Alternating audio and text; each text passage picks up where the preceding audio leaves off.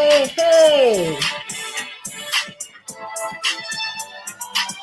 I can do real sexy walking, but of course I can show you to dancing. Know you haters keep on chase you walking. Don't give a fuck if your man is watching. Bitch, you looking good, so straight up married. I love my man 'cause he do me nasty. Yeah. I love my man 'cause he do me nasty. I like the way you are. I like the way you are. I like the way you are. I like the way you are. I like the way you are. I like the way you are. I like the way you are. I like the way you are. Me llamo Jocelyn, yo soy bien linda de Puerto Rico, yo soy boricua, yo tengo clase, me gusta el baile de cha-cha-cha, de cha-cha-cha. Dame tu cuerpo porque me gusta, bailo bachata, también merengue. En Puerto Rico se baila salsa, así se hace, vamos a gozar. Arriba, abajo, a la izquierda, a la derecha, para el medio, para atrás, para atrás, para atrás. Arriba, abajo, a la izquierda, a la derecha, para el medio, para atrás, para atrás. I can do real sexy walking, but of course I can show you to dancing. Know you haters keep on chase you walking. Don't give a fuck if your man is watching. Bitch, you looking good, so straight up married. I love my man 'cause he do me nasty. Yeah. I love my man 'cause he do me nasty. I like the way you are. I like the way you are. I like the way you are. I like the way you are. I like the way you are. I like the way you are. I like the way you are. I like the way you are. Me llamo Jocelyn, yo soy bien linda de Puerto Rico, yo soy boricua, yo tengo clase, me gusta el baile de cha-cha-cha, de cha-cha-cha. Dame tu cuerpo porque me gusta, bailo bachata, también merengue. En Puerto Rico se baila salsa, así se hace, vamos a gozar. Arriba, abajo, a la izquierda, a la derecha, para el medio, para atrás, para atrás, para atrás. Arriba, abajo, a la izquierda, a la derecha, para el medio, para atrás, para atrás. I can do real sexy walking, but of course I can show you to dancing. Know you haters keep on chase you walking. Don't give a fuck if your man is watching. Bitch, you looking good, so straight up married. I love my man 'cause he do me nasty. Yeah. I love my man 'cause he do me nasty. I can do real sexy walking, but of course I can show you to dancing. Know you haters keep on chase you walking. Don't give a fuck if your man is watching. Bitch, you looking good, so straight up married. I love my man 'cause he do me nasty. Yeah. I love my man 'cause he do me nasty. I like the way you are.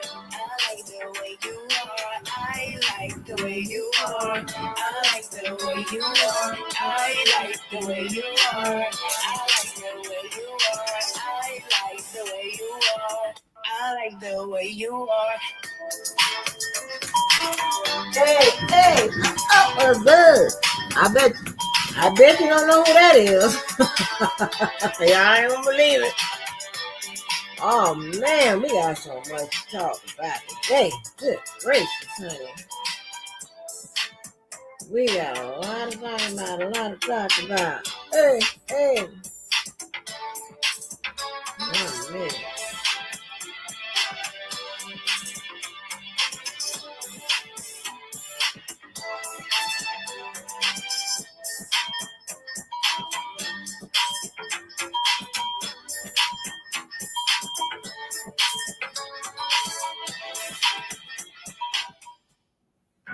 What's happening? What's happening? What is happening? What's happening? Let me see who up in there. What up, Kim? What up, Kim? What up, Mo? What happening? What's happening? Oh my gosh, y'all. I've been clutching my pearls and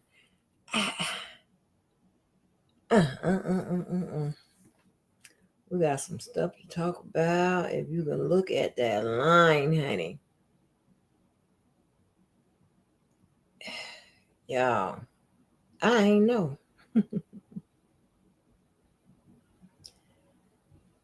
I didn't know.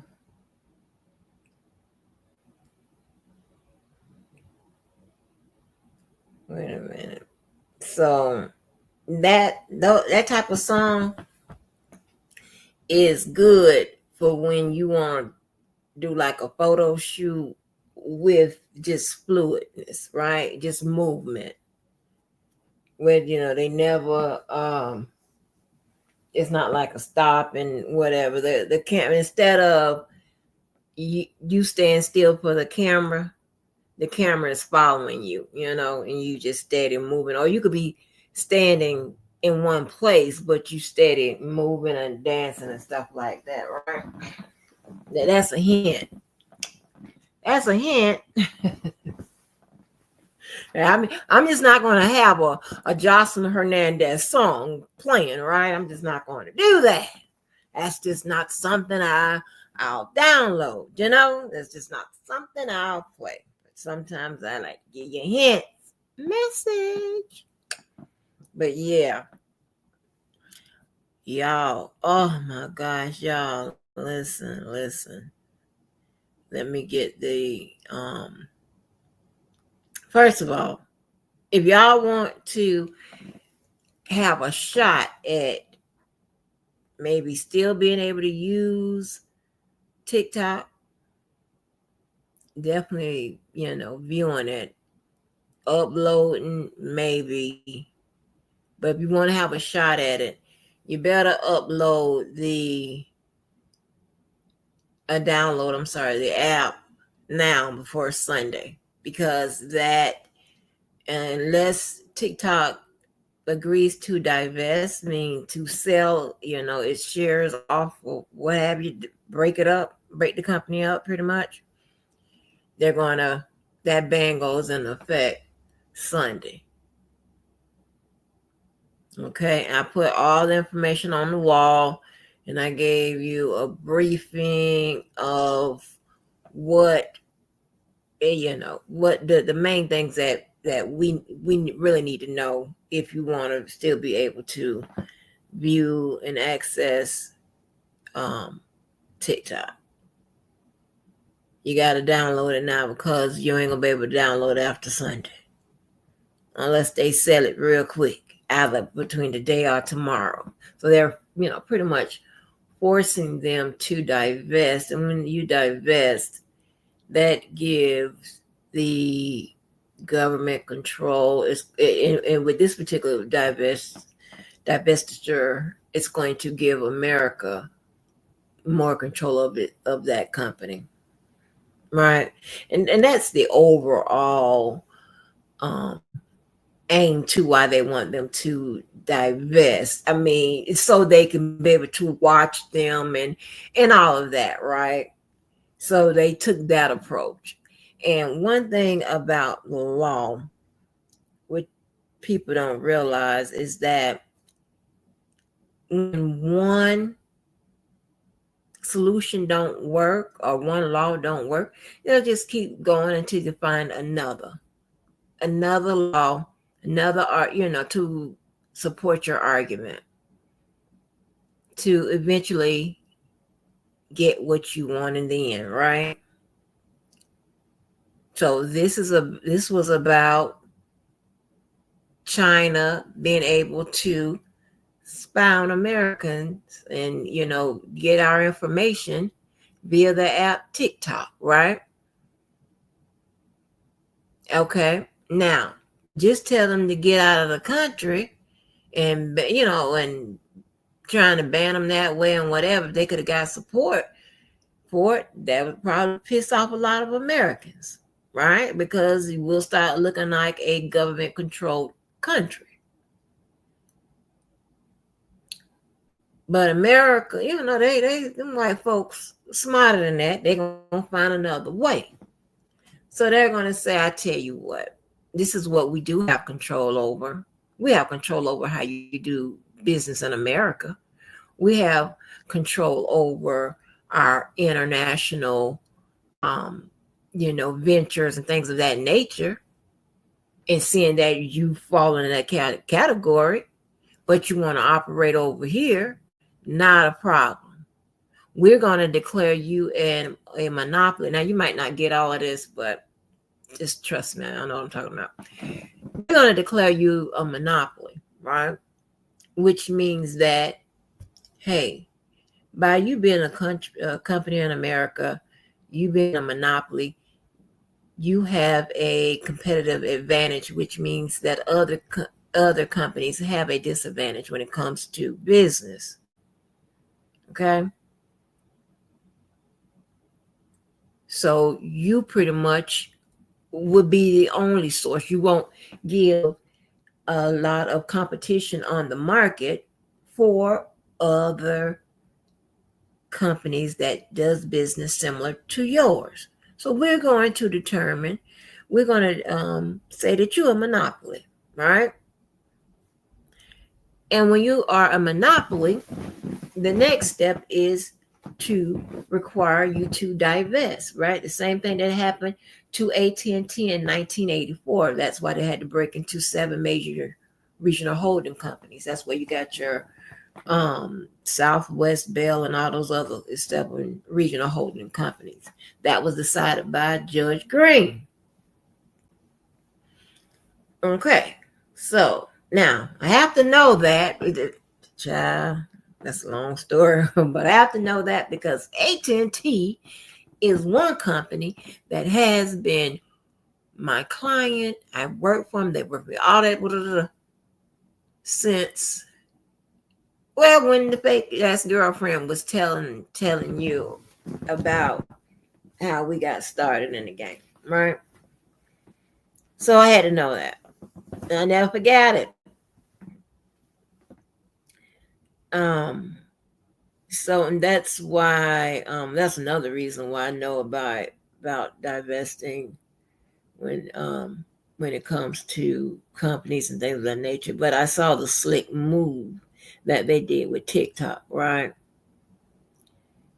So when you divest, now America gets to pretty much hit you with the normal controls that it has with the other companies that are doing business in America or American ran companies, right? It's a game, you know. But the whole thing, the issue was that the government felt like TikTok, by its being, a China owned, majority owned company or whatever, that they would have the ability to spy on Americans as well as disclose our information and put it out there on the web and the dark web and have the stuff sold and stuff like that, right? So they tried to prevent that, and TikTok wasn't going down with the fight, so they went to hit them with the law. That'll get you. The law in IRS, that'll get you. You want to play games? Not a problem, okay? And so that's where we are with this. So if you want to have access to it, if you don't already have access to TikTok or whatever you want to do, you better download it. And also, I have several phones. TikTok wasn't on all my phones, and before I was coming on here, I was finishing up what I was putting on the wall. And I said, oh my Lord, let me download the TikToks on all the other devices, because we ain't gonna be able to do that after Sunday per them, right? That's crazy. That is crazy. Yeah. So and that's and that's how, when we were talking about, oh my God, what we were talking about, then we were talking about abortions and discrimination and things of that nature, how the government and honestly, people that's sharp enough will implement one rule or law, whatever, but it is actually being cast wide enough to do what it really wants to do, right? So how TikTok had been operating has been a well-known, it was well known. It was a company from wherever, and they've been doing business. I don't know how for how long, but in order, and they were going back and forth, with the whole issue about it being a having the potential to leak our information, to be spies on us and all that type of shit. So in order to deal with that particular issue, they created an issue. Okay, well, we're going to declare you a monopoly and we're going to ask you to divest. How about that? Now we can deal with what we really wanted to deal with in the first place, right? When you look at and I forgot how, and I don't go into it now because I can't really think about it, but when I was thinking about how they created a nexus between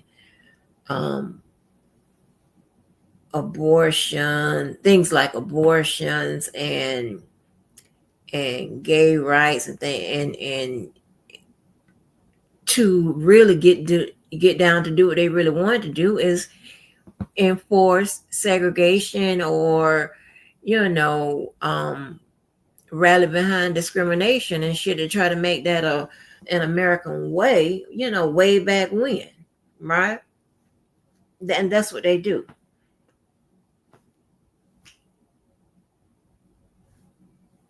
Yep, that's exactly what they do.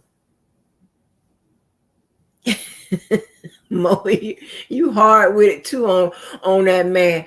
Yes, ma'am. That's why when I write the devil, and how he wants to capitalize the devil, lowercase, yeah, lowercase.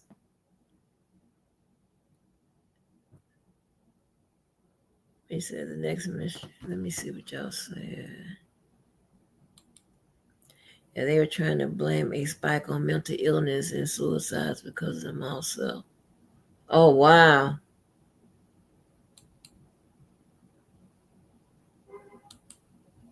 The next administration had said that they're unlikely to enforce that law for at least the first 90 days.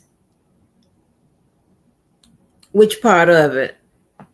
Yeah, they were putting out something within the last 5 hours saying that, hey, this is what's going down. We recommend you, if you don't already have TikTok, you probably won't be able to access it after Sunday. And no one, and they're not sure of what TikTok's retaliation is going to be to all of this. So they could ban it in America, period, and we don't have to worry about it, but this is and I'm just coming up with something to try to, because I know a lot of people enjoy TikTok, and I'm like, oh, wait a minute, if we got it in, let's say we got it by Sunday, then you'll be able to, use it or view it and possibly still do your uploads, but you just can't download it. And I put all the I put all the changes that how it will look after Sunday, like with the security is not going to be as strong. The bugs will start to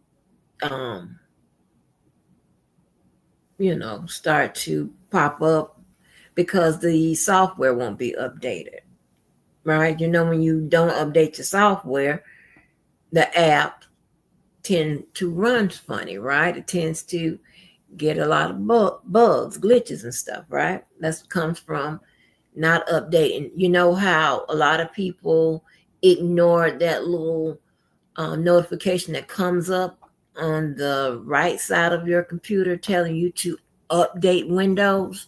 People just click off it. Okay. No, don't click off it. When they say it's a lot of conspiracy theory people, and a lot of just people just, ignorant of tech, and I am. I just had just a little bit, a little knowledge of tech, what I needed because of the department I was in. I was one of the final people, that had to deal with, they had to speak on it. So any real tech involvement and all that type of stuff, they have the people that have those degrees, credentials, and all of that way before they get to me. Okay, they doing all that COBOL talking and all that shit. That ain't me. Okay, that's all. I don't want to come off like that. I just know the part I need for the law. That's the only part I need. Yeah, now in that regard, then I got something in common with Donald Trump. I just need the bullet. I just need the briefing. Okay, I just need, for this particular case, what happened. They ones figure that out. Okay, that's different. That's a little different when you're dealing with we call it internet crimes or whatever. But because we have to have regular technicians and techies and all that type of stuff to deal with, to come in and find out, or if it's Apple, they have to come in and find out. But if it's let me change that. If it's a very, very convoluted case, somebody from Apple may have to come in and find out pretty much all the time. If not all the time, someone from Apple have to speak on Apple technology when they're trying to authenticate that the phone is the data from the phone is legit. It wasn't manipulated or anything like that.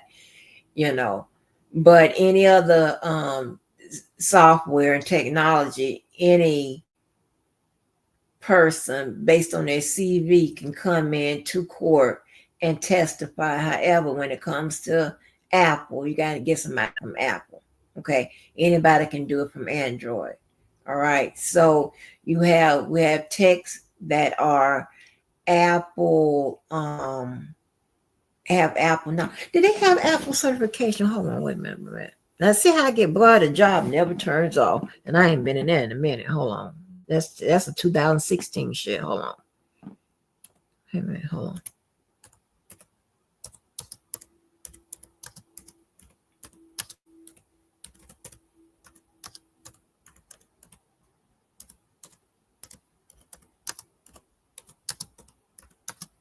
I'm sorry, y'all. Hold on, I gotta look.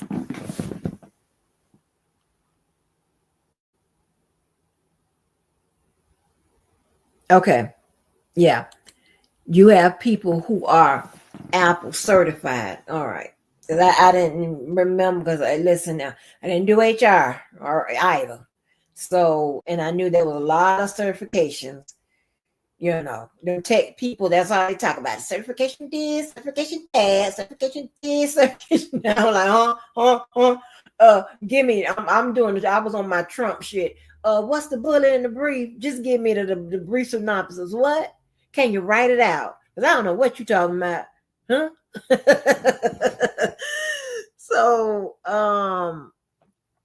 So you had those techs that were Apple certified or whatever, that can tell us what this how this crime is being pulled off and whatever.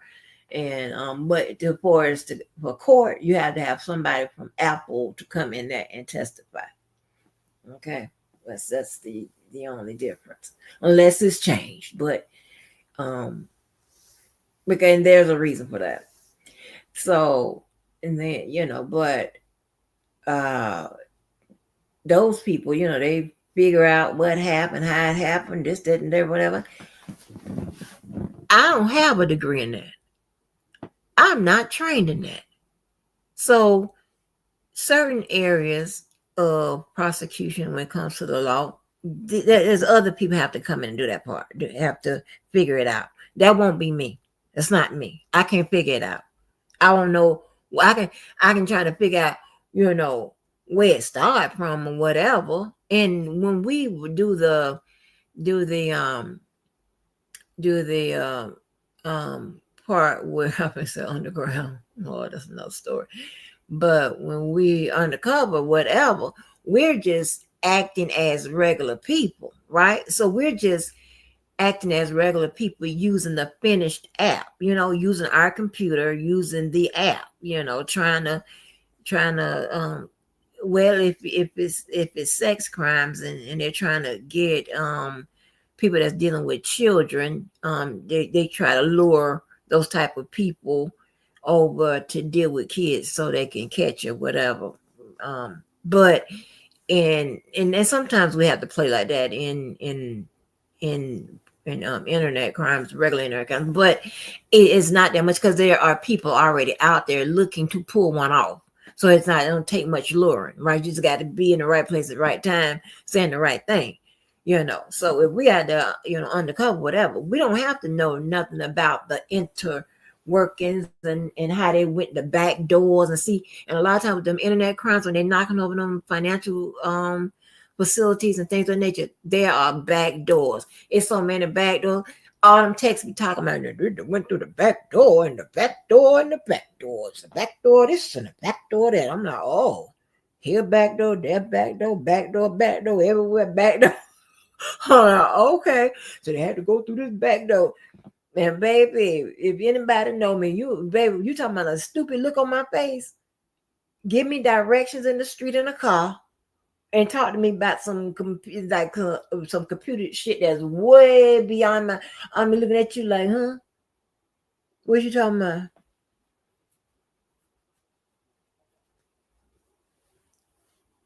about? Back door. Oh, hold on, let me get down to incoming.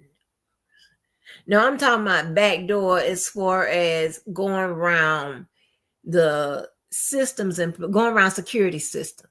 Okay, that's how the criminals pull off those financial crimes. They go, they call them back doors. Now you got to ask one of them online criminals or them online, texts and shit that be trying to catch the criminal. That ain't what I do. Okay, that's not my part of it. And I'm not gonna tell you that. So, but yeah, that ain't your girl. Or that wasn't your girl. Just give me the bullets and the brief. Okay. How they did it? Oh, okay, I got you. Cause see, I have to tell said criminal, hey, we got you. This is what you did. Your fingerprints are all over. Now come on here. Let me cut that deal for you.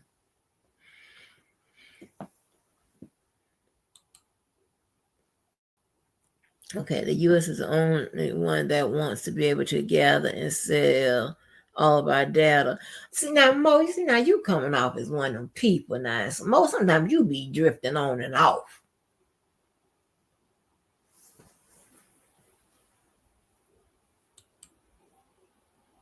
I remember apartheid in Africa during the 90s, Americans was raising awareness. To diverse, yeah. Over security, virus and hacking. We're run wild. Y'all have fun. I never had TikTok. Oh, Mo, come on now. They all get reported on IG anyway. Right. Backdoor deals. Elaborate, Kim. Okay.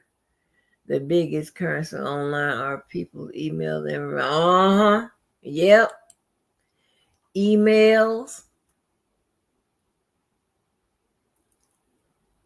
Because from the emails, sometimes I don't tell you that. But just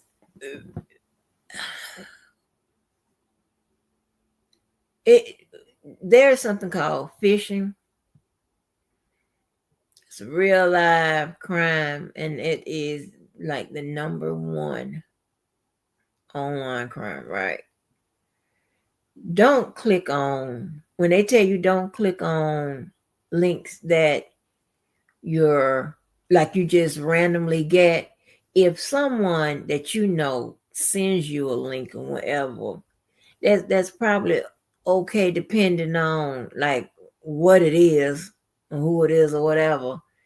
But don't just open your email and hit a link because they talking about they're trying to. And I hope, and actually, it hasn't gotten that much better. Like, those people are still trying to recoup funds for people who lost their money by clicking on something in the email by somebody talking about that, I'll give you $30,000 if you help me get my $100,000 back or whatever. Those type of deals. Come on. And there aren't just seniors. Last time I checked, there aren't just seniors that's getting fooled with that. It's not just seniors, I'm sorry, getting fooled with that, with that type of nonsense. It's crazy. You clogging up the damn system. People, them people got real work to do to get recoup. And you should know better by now.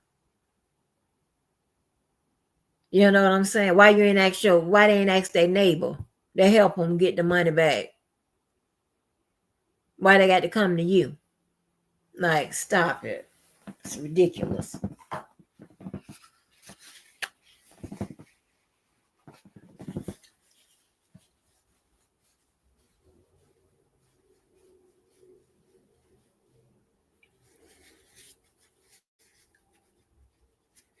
Re-uploaded, not reported. Yeah, so but anyway, y'all you feel free at any time to hit that link because we finna start talking about what's going on with this. Yeah, and shout out to YouTube, Twitter, and Twitch. Y'all, once I figure out how to what's going on with this with the platforms that I have over here and my real platform, I'll reopen Instagram and Facebook. I see a lot of like for suggestions and other stuff and some kind of messages and stuff like that, friend requests and whatever from my real friends. Not saying that. Well, I don't have to keep saying this because my real family and friends on here, y'all know who y'all are. If y'all on the first 3 pages of my contacts on my phone, okay, y'all, that's I don't have to keep identifying that. So I want to make sure, like, the friends and family that I've had all my life and whatever. And I be trying to keep this shit separate. So I'm like, so I had to, kind of minimize, shut down or whatever it turned. Yeah, deactivate Facebook and I call myself deactivating Instagram for over here because I see a lot of them popping up. I'm like, wait a minute, hold on. That ain't gonna work out. I got to figure it out. But anyway, anytime y'all want to hit that link and we can talk about today's, oh Lord, because it's been a lot. It has been a lot. It's been a lot. Wendy Williams is still winning. Oh, well, while y'all being so shy, I can talk about Darius Mccrary, from Family Matters, Eddie Winslow, and Sydney Starr. She was on Love and Hip Hop. That's a transgender female. And she was on that show, Star. I used to love Star. That came on Fox. There was Queen Latifah, Brandy. And I posted some links. I did a little pack about that whole situation on the wall. Now, you have some men in Hollywood saying that what Darius is doing is taboo, for their career. Yeah, everybody in the world should know by now. Um, you know, yeah, that's what I was answering to everybody. I wonder if she tells guys before or after if she's trans. Well, everybody should know by now because she is an attention seeker, honey. She be all on Zeus trying to get in the mix. But Ray J on that Adam interview, I just no jumping interview. Ray J has a show with her on his streaming platform on Tronix called Girls Club, and it's about transgenders or whatever. But anyway, now Darius Mccrary, aka Eddie Winslow, and Sydney Star, they have some kind of OnlyFans going on and all of this, and how if you look at when they were promoting it, a lot of the little clips is of him not tonguing her down. I haven't seen none of him tonguing her down or nothing, but you've seen them kiss.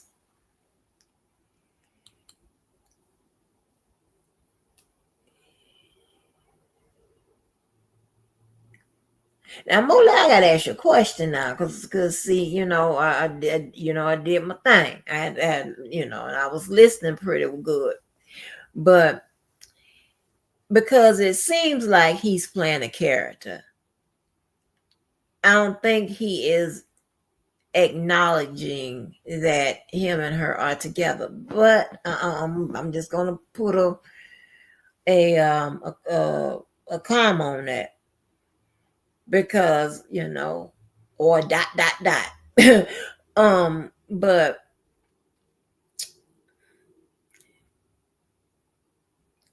um, what Cuba Gooden brothers, kind of spoke on and whatever. So when they was doing the little promos to promote it, right? It's like he's, he ain't kisser. He kissed on the lips and all. Now, he said they've been friends and all. My thing is now, he has a motivator for getting out there doing this because here and there you'll see him slide up in a movie, a Tubi movie or sometimes a network movie, right? A show or something here and there. He's had child support problems. I mean, child support problems on the lower end. Y'all probably got men that owe you more child support than what he was in arrears for, right? And he couldn't pay it. Now, if you're an actor with his show being in syndication and he getting gigs here and there, and I understand that some people don't know how to adjust their lifestyle when their income has adjusted, right? And if he didn't do that, that's on him. Okay. But, if he knew he wasn't bringing it in like that, then he should have adjusted his lifestyle. All right. Or you adjust your income, go out there and get you a job. Okay. You can make adjustments up. Adjustments doesn't have to be going up. You can go up or down depending on your situation. All right. So he's been arrested for child support twice, right? Recently, in the past 2 or 3 years. So I don't know if he got to do this and he's doing this also to help her because she's been trying to get somewhere with her career forever. That's why I think she kind of did that thing to Chingy and all of that. Where she alluded to that her and Chingy was together and kind of ruined, well, it kind of did ruin his career and all of that. So, um, but like I don't know where these things go too far. Right now, I understand you're an actor, and and they had an issue. Some people had an issue with that Denzel. I kissed the man, but they took it out, and this one of the Scott brothers, I think it's Ridley. If that's not the one that didn't commit suicide, I apologize. I think it really say that the kiss that didn't happen. So I don't know who's telling the truth about that. But Denzel was alluding to it was a kiss of death. Of course, the social media content creators that is more interested in what sells rather than the truth put out there like Denzel kissed a man and didn't put in that it was supposed to be the kiss of death. Like in Godfather, I think Godfather 2, when Michael Corleone kissed Fredo and said, I know it was you who betrayed me on the lips before he had him killed. They had that man take him out there in that boat and kill him. Yeah. So if it's a kiss on the lips, then okay, and especially like if it's a kiss of death. Now, if that's one of those type of kisses, or one of those, and depending on what kind of greeting that kiss, I prefer for y'all not to do that or whatever. But I can understand that. All right, because some people, some men think that is, sophistication. All right, a kiss, on the lip like that, and usually when you see that type of sophistication shown in a man, their outfits shows a little sophistication, but that's a whole another story. I've been doing this a long time, so I know. I'm sorry, I know, but yeah. And then with the kiss on the jaw, that's something totally different. But anyway, so and then you have to okay, but these are people that are acting. Now, if you look at that interview, because in the beginning, I was convinced that him and her was a couple. But as I kept listening to it, right? And I was glad Adam kept going to Darius to try to figure out, what's going on here pretty much. He was trying to gauge the situation too. And I'm thinking, and I'm with Adam, I'm thinking that he is letting Sydney Star say whatever about their relationship so they can get that money from OnlyFans or whatever they're trying to do, wherever they're trying to sell this whole act at.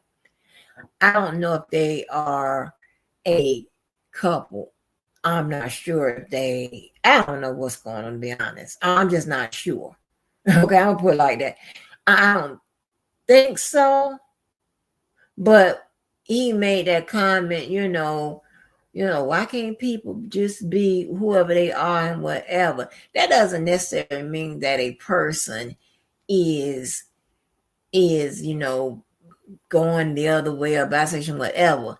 But if you make that comment and somebody transgender stand sitting right by you that's all hugged up with you, you know, I don't know. That's why, and then this is what's so important. I be saying we be needing men to speak on this stuff too. You know, I don't usually ask for no men to do nothing.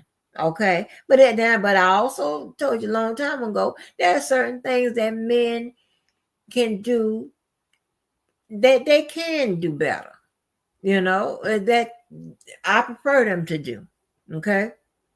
Even if I can do it myself. And it is so important to get a male's perspective if y'all ain't one of them what you call them people, the woke people, the island, the what the man name that's in prison, them type people, the ones that think that the ones that tell females exactly where we belong. So I don't know what that particular is. That's the conscious people. I don't know what the fuck it's called, but I don't want to hear from y'all. I don't think y'all perception should be put nowhere because I got a whole view on what I think about y'all and why I think y'all think that way. Okay, it's a lot of, and you know, I'm about to tell you, y'all inferior and you're insecure. You know, it is what it is. Okay, but I'm talking about men who do a little thinking and not in a way of where the man's role and a woman's role and all that extra shit, right? I need you to look at it situation by situation, individual by individual, and tell me what you see. Tell me, how do men act? Okay, how y'all view these type of things, right? You know, y'all know the telltale signs of, you know what I'm talking about. I'm not a man. I can, from me doing a lot of observation stuff like that. But do I know the feeling and the eye and all that type of stuff? No, that's y'all. That's a man. I don't know that. I know what they tell me, a man tell me, but we need to get it from y'all because we don't know. To be honest, we don't know. You understand what I'm saying? So, oh, y'all put a lot of messages. I'm trying to see when I start back up. Yeah, so I'm like, it's a lot going on with that.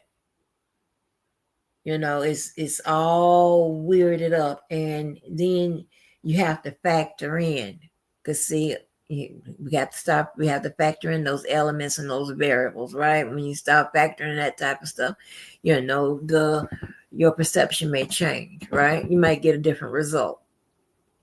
You got Ray J that comes in there, and everybody has a desire to make money and to get fame. And here's the thing, and to get more to go, viral and stuff. Because when you tie the last two together, fame and going viral, guess what? You make more money. So you start satisfying that need for money. Those two things at the end is going to satisfy that need for money quicker and quicker and quicker and quicker. So, you know what I'm saying? So I don't know. And Sydney is already out, have that outrageous personality. I don't know what's going on. And Darius, at some point in the interview, he was kind of hesitant and would, like Sydney was try to push, like, no, that's his real daughter in the room. But then Darius kind of on the side, like, kind of showed Adam, like, no, this is his daughter. Well, I don't know what's going on, to be honest. I don't know. I don't know if this is a hustle or whatever. People doing stuff for the hustle. We seen the Island Boys kiss each other. Saw that. We don't know what's going on.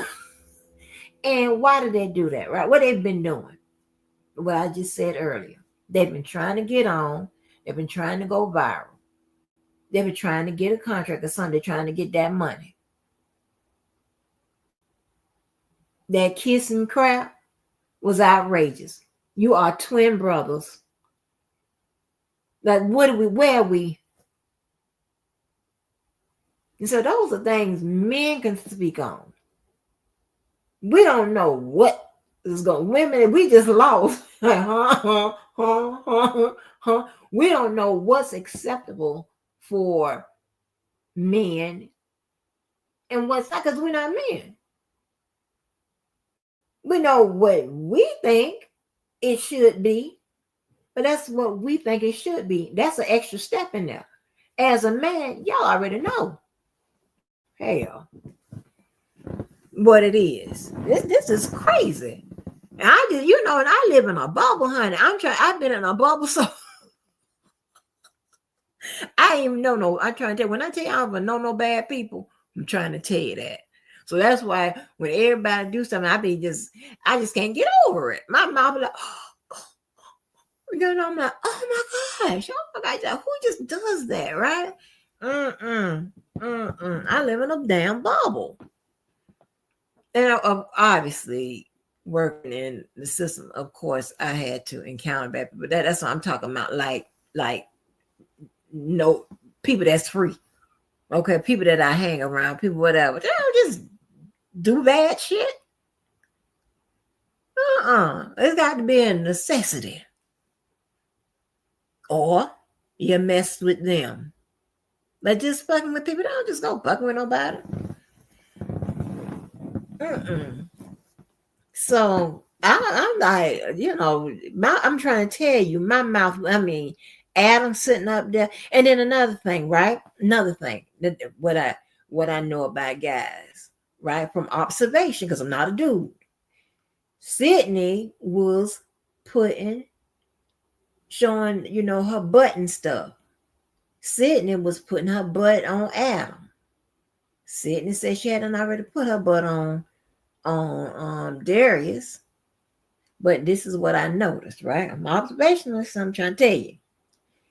When Ray J was in the room, Sydney got up and showed how her BBL, how butt do. Ray J turned his head. Now, and Darius looked right at that booty. Check this out. Now, this is separate. And I'm just trying to tell you how men be menning. I'm not a man. That's what we need men. Cuba Gooding Jr.'s brother said when he is home by himself and like a kissing scene between a man comes on, he turns his head. I turn my head when I see women or men, whatever. I try to be by myself. I'm like, Darius looked right at it. I don't know what's going on.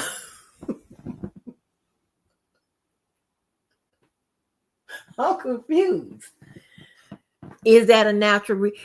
I would think that the men that I know would turn their head or even walk out.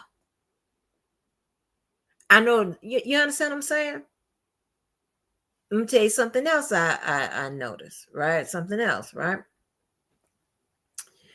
So it's a lot going on with that situation. So I'm gonna try to figure it out. I mean that'll be easy. That don't require, because they're not generating content like that all the time, like some of these other issues. Oh, I know what I meant to ask while we have her here. Mo, what's going on with the Ali Carter situation? Now, you said you would take that one. And now I can take it or leave it. I really, because there's a lot going on in that situation. I'm confused. Matter of fact, I'm confused. Do you know anything about that Ali Carter and what's going on with all them people? But anyway, back on this. Now, Adam let Sydney lick his leg and all that type of shit. I know men that would have don't play like that. Say stuff like that, right? Case in point, on Hell's Kitchen, there is a gay guy named Kyle on that show.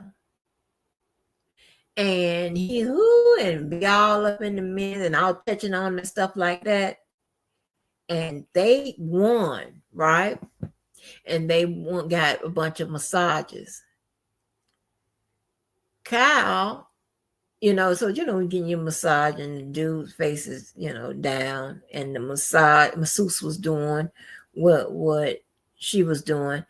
And Kyle comes behind the masseuse and was like start rubbing on the person on the other contestant's back. And the dude said, Kyle, don't touch, they were saying in a joking way, but yes, Kyle, stop, don't touch me, whatever. A few people have said, don't touch me. I have seen where there have been straight men and them gay guys, how they be doing too much sometimes. And the men are like, don't play like that or whatever.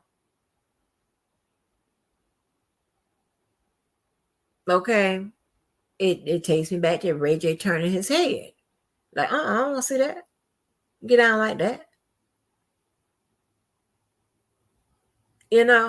So and those are instincts again. I had to, that men have. For that, because you own your instincts, okay? All right, so I wouldn't be able to speak on that because those are not my instincts, but that part of the whole gay thing or whatever, that's the part I don't agree with. I don't think that they should be flirty and stuff like that with straight people. Now, like that, overly like that. I understand people are flirty by nature. And I'm probably the wrong person to be speaking on this because I am not a flirt, right? That is something I don't like. Or let me tell you something else. With my friends and stuff like that, I was on the wall. I was talking about the type of people that you can't even get in the car and go out with us because it's gonna be a problem, right? And we was talking about like when women come out that door, we finna go to a club and you don't have on no clothes. I mean, you got clothes all up your ass, as we say in the South, or you ain't going with us. Or if you ran relatively new, because you would have to be, because you would know not to do that with us, honey, baby, we're gonna be looking at each other, and when we get in the club, everybody's gonna know that, honey, we don't know her that well, because we're gonna be off to the side somewhere. We don't play all them type of games. Listen, and this was when we was young, and this is us today. This is also girls who are younger than us now or whatever, because I listen to them. I'm friends with 20-year-olds and stuff like that, and they have the same type of principles when you're shopping with them, or they asking you about an outfit and things of that nature and whatever. They don't buy clothes with their ass out, revealing their bellies and the skirts all, what I'm saying? Like they on the bad girls club or baddies or whatever with your ass out, or short skirts, not even with your ass out, like with half your thigh out, right? So I don't want nobody to say it's just an age thing. With no. It's a preference thing. It's you're a whole thing and we're not thing. So that's any age, So, that was a hard line. And even though, Yvette had some whorish ways and whatever, knowing it right off the top, just by what I got on, that's never going to be a situation, So, yeah, we don't wear no ass out type of outfits. You can look, but you can't touch. So, yeah. So that's never. And then a person who do all that flirting and shit. We be like, oh, you can't go nowhere with us, baby. Oh. Yeah, we be done. Yeah, that'd be your first and last time. So, and let me see. So I'm probably not the right person to. Well, I could be, but anyway, I'm just tell you what I see. So I see, like those cow be all on them, all them men. Them men don't like all that.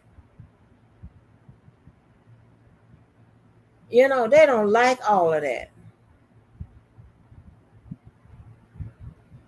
And I don't have any gay male or female friends. Not because I think it's something wrong with whatever. I just don't have any. But I said it, and I've been saying this for the last 2 or 3 years. I want to find some. I want to, hang out with some. I don't even have any of the ones that's bisexual because I heard that they're real good people. So, but anyway, um, so and I couldn't imagine one guy doing all of that with somebody I know, it'll probably be a fight. Like they don't like all that. So I say, you have to read the room, or I'll say like you know, all that flirting and shit. I don't know. Just I don't know. Let me not say nothing. I don't know what to tell you to do. Just you know what I'm talking about. I don't know. I don't know. But I tell you what, child, those that's no, you ain't going nowhere with us. But now another thing I want to say on that, and I'll move on. So this is what I do understand. I understand the gay people saying that they get offended. They get offended because when when they get offended more by someone's reaction that they've been called gay. They're saying because they're acting like being called gay is the worst thing in the world. Now that I do agree with. Being called like being gay ain't the worst thing in the world. I got a thousand things that is worse than that. Being uneducated, being a troublemaker,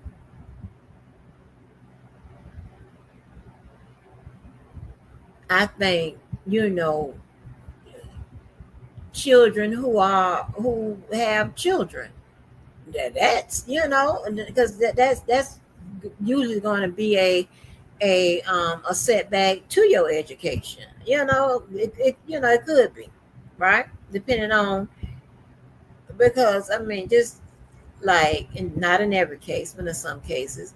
So you got some parents or guardians that done sat up there and let you get pregnant as a teenager. Who's to say they gonna give a damn too much about your education? Like you know, depends on the situation, right? So I mean, it is what it is.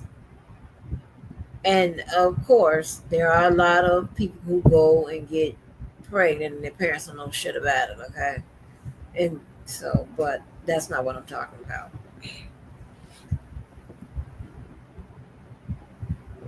So, but yeah, that's all I'm saying on that. Let me see what y'all saying about that. He said Darius has been with Korean and Sydney is well known. Darius don't have that. Yeah, I don't know if he's saying he been with Sydney though. I think he's trying to put all out like this is something they doing to get some money. You remember when Eddie Murphy got caught with a train? Yep, I remember that. I won't be clicking the link until after this topic is behind us because I don't want any part. I'm done. You're so funny. Yes, honey. Yeah, he's been acting like that with a random CFD list people for years. He's also done prior interviews long before now saying weird stuff. Yeah, and he smoked that stuff, which I know he smoked that. Ain't nothing wrong with smoking that stuff or whatever. It's not nothing but I'm bringing it up because I didn't even know he did that. I didn't know he did that. I mean, hey, you can smoke as much as you want to smoke. I don't give a fuck. Matter of fact, I would smoke it too.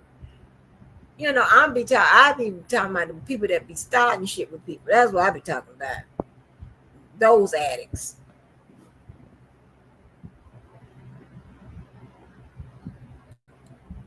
I told you, honey, that high and drunk sex, that's fun. You know, I have to be careful when she like to get me caught up in mess. Ah, no, I don't. And nobody better not say nothing about your baby, because baby, look here now.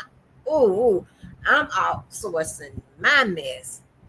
But over after I could come out and lay the smack down at somebody been and said something about my mo, then I'm outsourcing her mess. And we're gonna outsource it.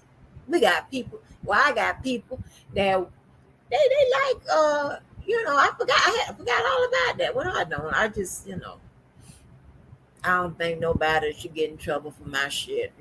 But I have people that seem to like to get in trouble for my shit. And I'm like, oh, okay, I forgot about that. Let me forgot about y'all like to get in trouble for my shit. Let me hook you up.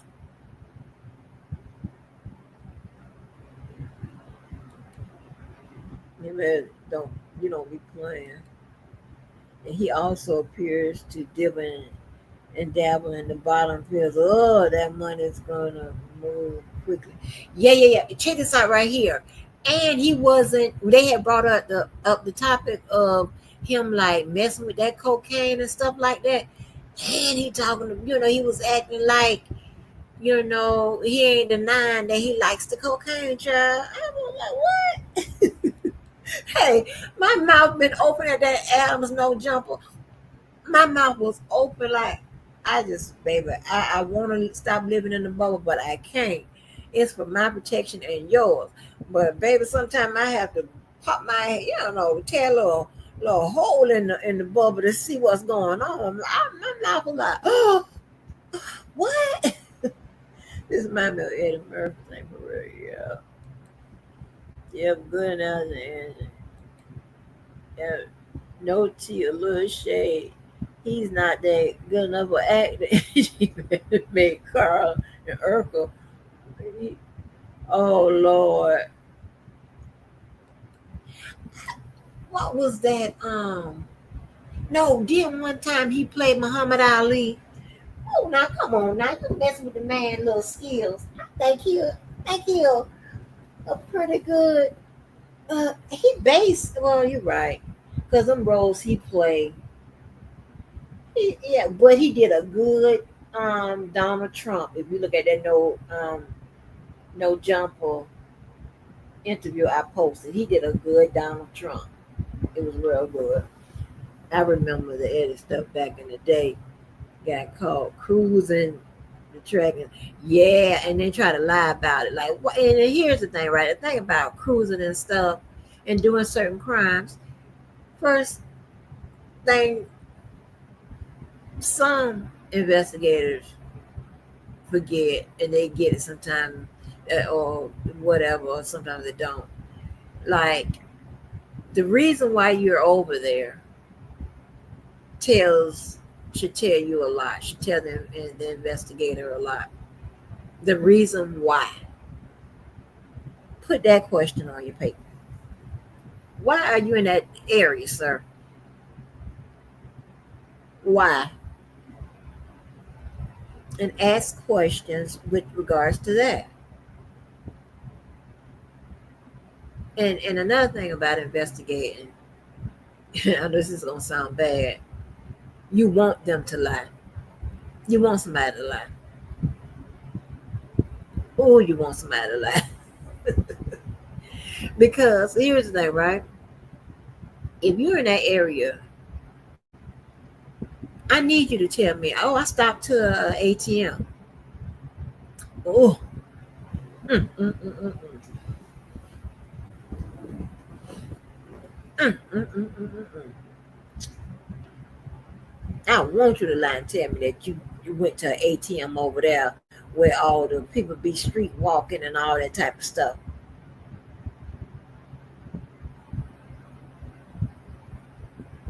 And you telling me that on a report? Because guess what I get to ask you about? Now you done open up a whole set of questions. But oh, you got the receipt.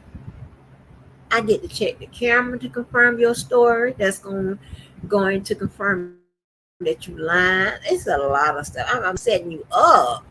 Yes. And hold on, setting somebody up in an interview, setting a suspect or subject up in an interview is not a bad thing. Okay, it is a good thing. He was the exact same way when he was sleeping on Kareem's couch and was passed out drunk. Who, Eddie Winslow? Wait a minute. Eddie Winslow was doing all of that? Oh, no. Yes, ma'am. Same thing. Yeah, so I'm done with that area, so y'all can click away. We got to talk about that goddamn documentary. Kim, did you watch the P. Diddy documentary on Peacock? Did you watch that?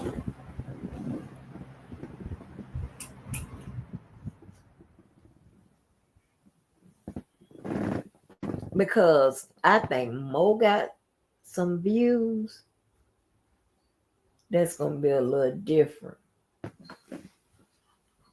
Because she said she learned something.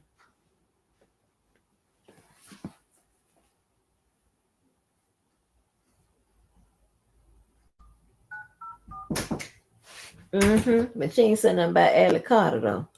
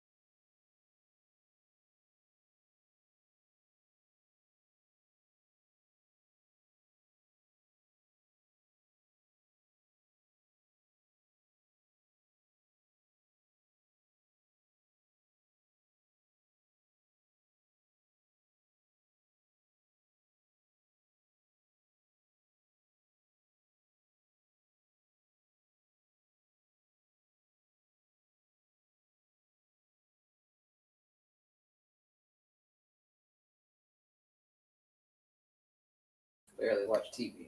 So. No, you watch TV. This child just told me she don't know what Zeus Network is. Because I keep jumping. Yeah, but everybody knows what Zeus Network is. You don't know who the baddies are, Natalie and all of them fighting, cutting fool. You don't know why to say Lemon. From the Bad Girls Club. Yeah, when she's been on Bad Girls Club. Yeah. Okay. All right. Well, Zeus. They fighting and shooting shit on Zeus. You don't know why to holler lemon pepper. You don't know why to holler lemon pepper. don't got time for all of that. I know you Nah. want to say ghetto stuff. It's Yeah. fine. Yeah, they already told me you don't Rambunctiousness. rambunctiousness. I already told them that you are, you're a white black woman or however. You don't do the blacks. And neither do well I, typically don't. No, I'm not engaged in the In the culture. culture. Yeah. I'm gonna buy you a whole Power to the People t-shirt, baby. But yes, like what it told you that it was enough.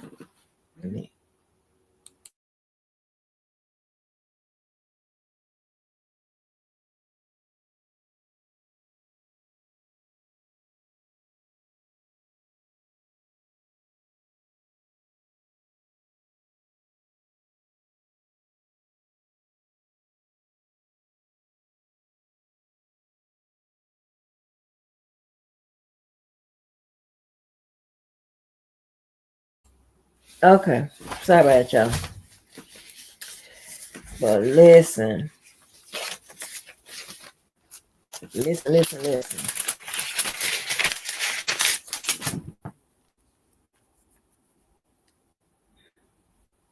Who texted me?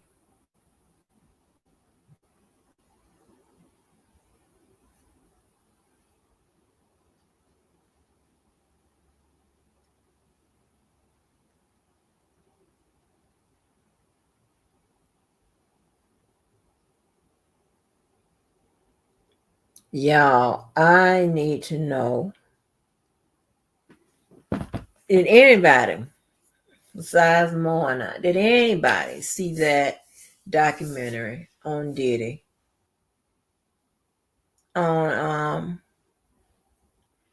um Peacock? Now, let me tell you this, because I know a lot of people go to crying. I didn't do surviving Diddy. It does not mean that hello mirror. It doesn't mean they won't do a surviving Diddy or whatever at some point. But remember, that surviving R. Kelly, that they had volunteers that came about and told the story. So that's how that documentary was pretty much was crafted around. I don't know what would be how they would formulate a surviving Diddy. What they, would they tell, will Lifetime tell the story, or will they get some people to tell the story for, like they did in Diddy? You could see the influence though, just in the way that this one was produced. You could see that influence.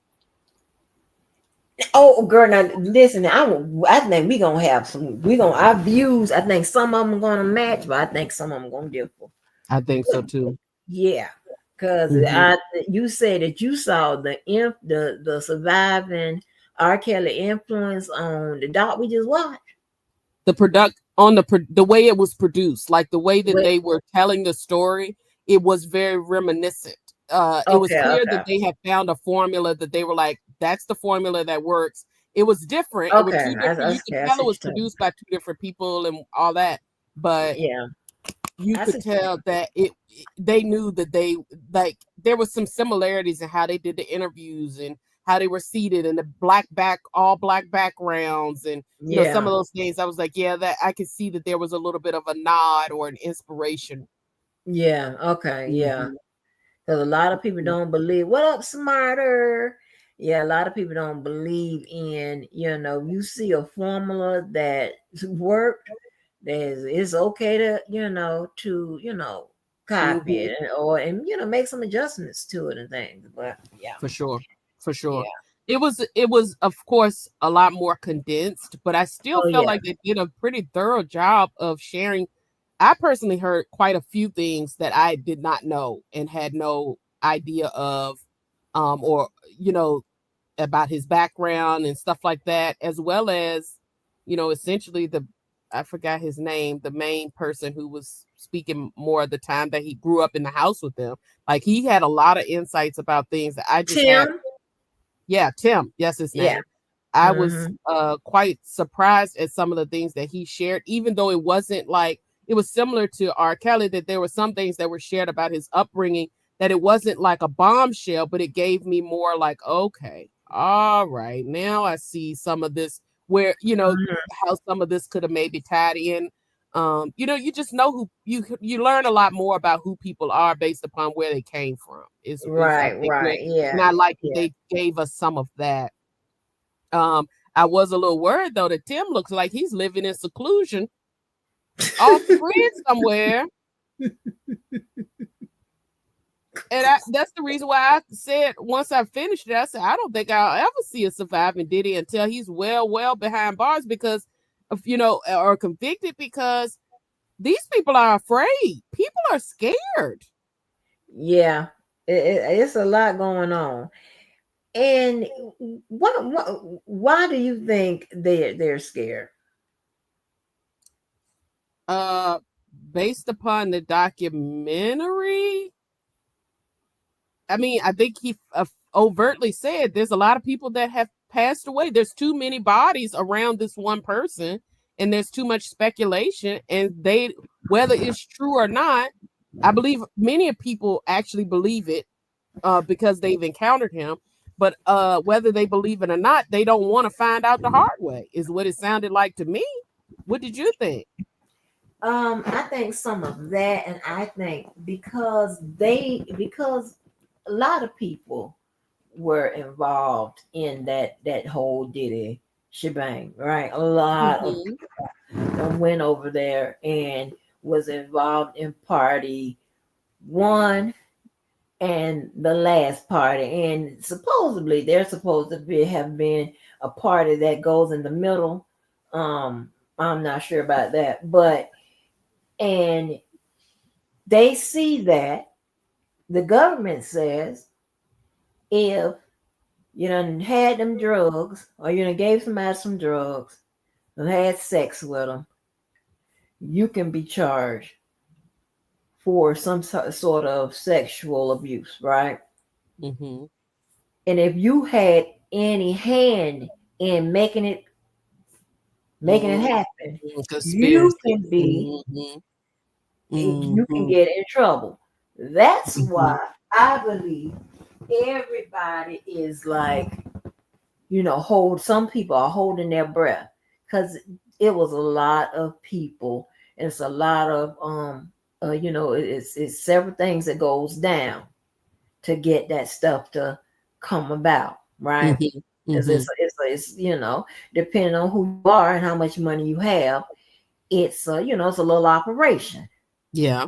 And I think a lot of people are trying to distance themselves. Yeah. A lot of people are, just thinking, well, if I don't say nothing, nobody know nothing. Yeah. So, Rico fear is real. I think it yeah. probably is a combination of, I think the people who Mhm. aren't scared of Diddy are definitely scared of being tied up in a Rico. And then the people who aren't scared of the Rico appear to be very scared of Diddy. Um, so I hadn't thought about that, but that I think that's probably fair, especially since again, those people now have had the opportunity to see the outcome of the surviving R. Kelly sort of situations and, and Uh-huh. and what have you. Um, as well as, I mean, they overtly talked about the fact that there is a grand jury seated and what have you. So it also could be that they've already been pulled in, like you said, and they are worried about what those outcomes could be.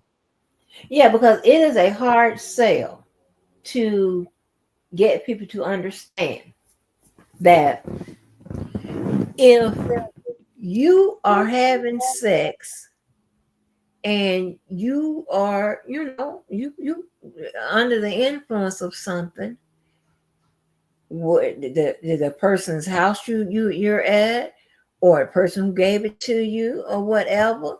Mm-hmm. Even though you said that it's hard to get them to understand that that may not be consensual. Yeah. And it's all just like it's hard to get people to understand that even if you're having sex with somebody, you in the motion, and if you say Mm-hmm. stop, don't know, Mm-hmm. and you don't, Yep. that you're entering in the waters of rape. Mm-hmm. It's a hard sell. People don't understand that. Mm-hmm. Okay, Mm-hmm. so yeah, and you know And they they don't. also talk about not. Oh, go ahead. Go ahead, go ahead. I was saying they also gave some additional definitions about that I wish people had again we talked till we were blue in the face on it. But they talked about like the fact that a lot of people think that human trafficking is just taking women from state to state forcefully or what have you. And I forgot who it was, but it was a female who actually, I think it was that attorney, that little, I think she a little crooked, the little Mitchell attorney, and she was talking about that it's not just that. It also could be, I get to a party, I'm thinking it's one thing. Next thing you know, I'm slipped this and I'm engaged in Uh-huh. this. That is still a part of it. And that was a part of what people struggle so much with of figuring out why there was man acts and all these other things for Yeah, the R. Kelly case, because they're looking at it from what we talked about all the time, from a lay person's lay perspective. person. Yeah, And we're talking about it from a totally different perspective. We're different looking at it perspective. from the perspective of the law. And so there are Right. other things once you start putting in, especially unknowingly or as well as the coercion with the contracts and your jobs and stuff like that he would kind of put in as a factor that can still Hmm. change something that would otherwise not be human trafficking into human trafficking. You know, Right. yeah, I would Right. say this. Now, this is one of the first things I want to bring up to you. Okay, I don't know who that was sitting in the dock. Ashley, I think they had her name as. Yeah. That was a wild, wild story. Hmm. Um, and I didn't know what to make of that. And I'm sure you probably read the paperwork prior. I had not read that particular lawsuit, those claims about trying to sell people off, and the people want her to look normal. And I mean, literally, we're talking about what she's claiming is totally opposite of anything else that I had heard. What did you think of that I don't know if account? I Had you have heard it that before? one That because that one to me feels like such an outlier. And it sounds very. As soon as I heard it, I went, Lord, I've been calling Jaguar a liar. She might be telling the truth, because if what this lady's saying is true, or did this lady take Jaguar's story and present it as elements of it as this isn't is what well really happened? wasn't Ashley Area Mitchell client? Yes, Okay. yeah, So exactly. That's what I mean. mhm. I don't really have very much trust in her. I think there's something a Yeah, little. It's a little snake something going oilsman on with that. vibe that comes off with her. Yeah, Something is going on with that. And I'm like, yeah, now I hope I don't have to get back on her to try to figure out what is her connection to all of this foolishness that's going on. yeah. I think because I have pretty much all Diddy's civil claims that uh have been filed pretty much, at least, or I can have access to ones that are coming Mm-hmm. from New York State. I have them, and the ones that's from Fed, I have access to them. So, Mm-hmm. but that's the Area Mitchell claim, and I don't know if I have any Area Mitchell clients claims. I don't think I have. And Mm-hmm. with her, there's something. There's something going on with that. I'm Yeah. telling you, she's connected to that white man with the book, White Jamal, or whatever that man name is, Chris Mhm. Todd or whatever. The white man with the book, with the Kim Porter book. Oh yeah, yeah, yeah, yeah, yeah. And that man, the man with the big Courtney, glasses with the real stoic face that was on. She was with him, they saying don't. after he had Yeah. left the grand jury, and that he turned over a tape or something of that nature. I remember Uh-huh. her with him too. Uh-huh. Yeah, she's connected with. It feels like Avenatti Yeah. to me.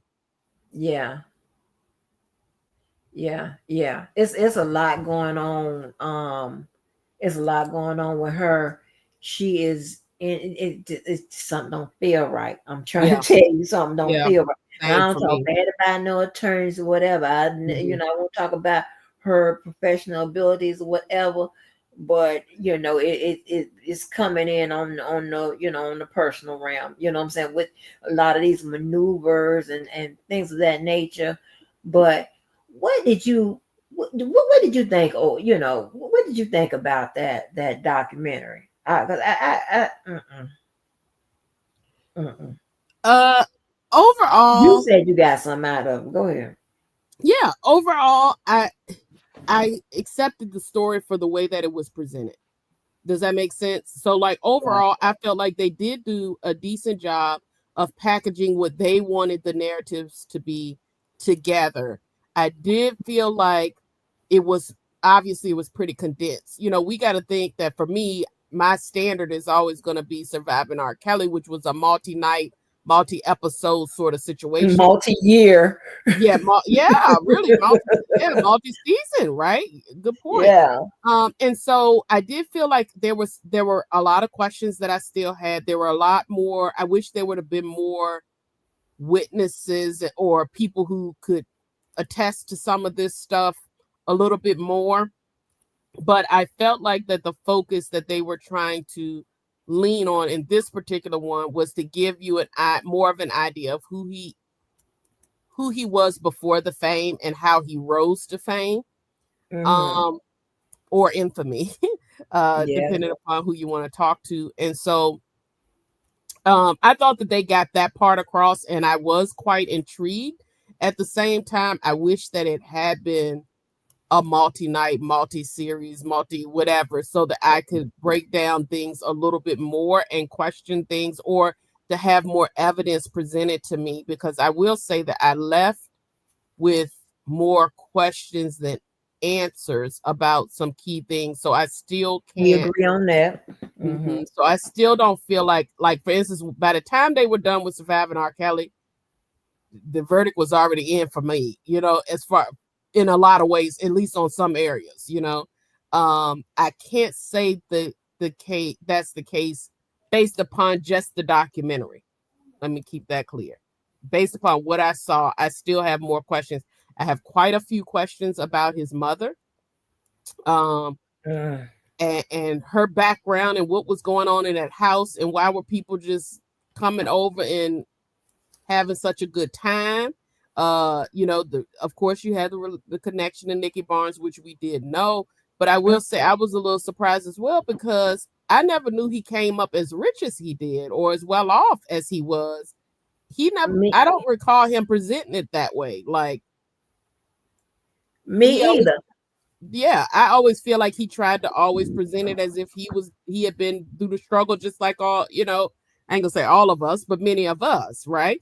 Mm-hmm. And that apparently is not the case, or was not the case. And so it makes me then kind of wonder, okay, one, it highlighted for me how well he had marketed himself, how much he can easily take you on a journey even from afar, which makes me even more nervous about what could have happened, if you were close to. But I just felt like I left with more questions than answers, but I certainly have some areas that I now know to keep my eyes on, and I'll be looking out for in indictments and in, civil litigation and that sort of stuff, to see if any of it can be corroborated. But I also wouldn't be surprised if some pieces of it were not. Uh, the last, I guess, big summary thing, and I know she's not in here, but Just V and that old Albie Short she sent me in there to look at. He is as dramatic. Oh, he made me so frustrated. He was very Uh-huh. dramatic. I also don't know 100% that I fully, and this is going to sound so bad because I'm not that person. So I'm going off of first impression. I don't know that I believe his story very well. I do know that it aligns with and quite frankly, even some of the stuff that I had suggested could have been before I even watched it. He ended up saying that, but the way in which he was delivering it, and how gave me like, is that what? There's more to this story in here somewhere that he's conveniently leaving out, is what it feels like to me. Now, let me ask you this. When you did, now you said you knew about the Nikki Bonds Yeah. angle or no? Yes. Okay, I didn't know nothing about that. I had heard about that from way back in the day. At some point people had mentioned that his father had passed away because he was a quote snitch, and then it had come out. Like, again, I've been knowing that since I was back in college. I think it Oh was that his wow. dad had some sort of connection there. And I think he also brought it up at one point when there was there a Nicky Barnes movie or some He was sort of Nikki gangster like Bonds. movie? Yeah, he was a character, not a, he's a I real think it was a character. Denzel movie about, Yeah, what was that one, American right? Gangster. Yeah. So when Yeah. that came out, I think during interviews and stuff like that, even though he wasn't, he then was kind of using it every now and again, like, that's what I come from. That's what, now, a lot of people don't know that, but my father was with Nicky Barnes, da da da da. And so he was pushing it more like, my family was pretty much connected to the black mob kind of stuff. And so he then confirmed that that was indeed the case. Yeah, So I did know that. I didn't know anything about that. I know that, they didn't, struggle, for money, but I didn't know that they were like, if you're running around with Nicky Barnes and them, you got a couple dollars in your pocket. You know what Very I'm much saying? so. Yeah, Yeah. and a lot of power. Yeah, and a lot of power. Right. So, if people don't understand, you can be broke, but if you got some power, you as Yeah. rich as somebody, you know what I'm saying? Yeah. You can make some stuff shake. Yeah, you can make some moves. But and a lot of times that's when you see people, do a bid, they come home and you see them instantly own, that's because they got power. Mm-hmm. They might not have a dime, but they got Mm-hmm. power, and which is, that power eventually going to generate the moves that will generate what money. But now, let me tell you something. Now, I know I went beyond my level of what I feel about conspiracy theories, but when I saw Gene Deal, Yeah, right. I saw, and I saw the job Albie Sure was doing.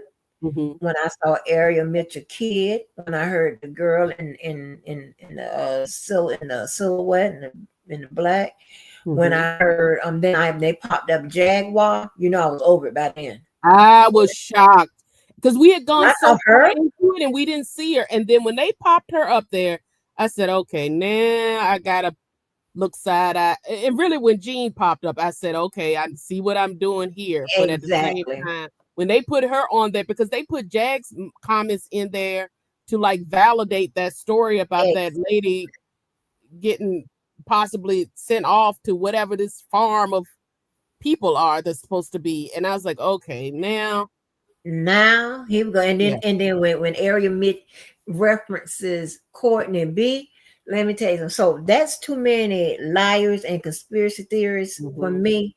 Mm-hmm. So that's why I had to look at that documentary. Like, what? This could have just came on Tubi. I don't give that documentary the same level of It's not Lifetime credence. right. Like I gave Lifetime, and y'all don't kill me because just understand what I'm trying to say. I gave Lifetime's documentary more credence than I gave this one because of it was. Now, I'm not saying whether or not the people's stories was true or not. I'm saying that they put people in there with a story that they had some type of interaction or whatever, that it could have happened or it could have not happened. We at least know that R. Kelly know those people. We don't know nothing about these people and these whether I'm talking about with other than the man Tim and whatever. You can kind of we know Gino. Yeah, he definitely knew him. Yeah, he definitely Right. knew him. Right. Mhm. So, and if a lot of these stories are true, at least Lifetime gave us, the ability to say, well, it could have happened, but it doesn't give us, oh, is that a conspiracy theory, whatever? That's when I exit in my mind. Okay. And then when you put all these crackpots up there, I'm like, come on now. Come on. You're going to use Jaguar to validate who? Who? To validate whose story? And I don't know why that attorney, Mitchell Kidd, is running around with all these sketchy people. Like, what is you doing? And I sat up there, and I put word for word what she said about Courtney. For those who didn't view the documentary, I put on there exactly what she said about Courtney, and about he had to go, to the grand jury and so on and so forth. We said about the tape seat, the drives he had, and all of that. And I said, Mhm.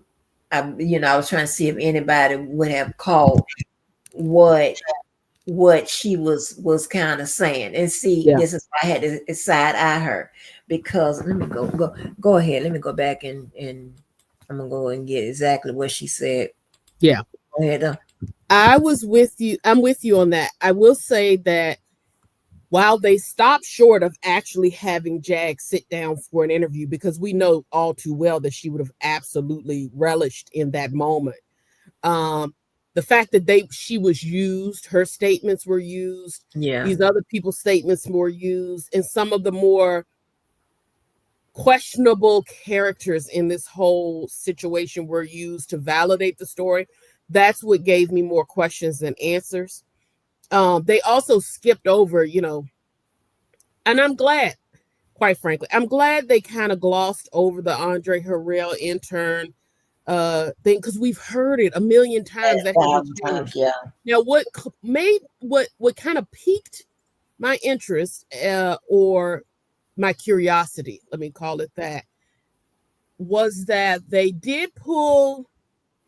I mean, it was on Peacock, so they have, as they have massive legal departments for about vetting and all these different things, and so I do wonder what was the vetting process. I couldn't help. For instance, my boyfriend, he has never seen a Gene Deal interview. Like, he doesn't know who he is. He don't follow this stuff the way that Because I he do. don't do it. He don't listen. He don't Look, do this stuff. He done said he it. don't do it, right? So, but we're watching it because I'm like, you gotta watch it. He fell asleep towards the end, and I don't blame him on that because it ain't his thing. But Yeah. we're watching it, and as soon as Gene comes on and starts telling some of these stories, he kind of looks at me like, whatever. Like, I don't believe this dude. Like, almost Yeah. immediately, that was his impression. And then when Hmm. he came to the story where he's talked, like, mind you, they told all of these stories of how Diddy is the big bad wolf. And then he says that he cussed at his mother. And then, of course, Gene retells this story that he told him, you apologize right now, this and that. And that's when my boyfriend said, you believe that?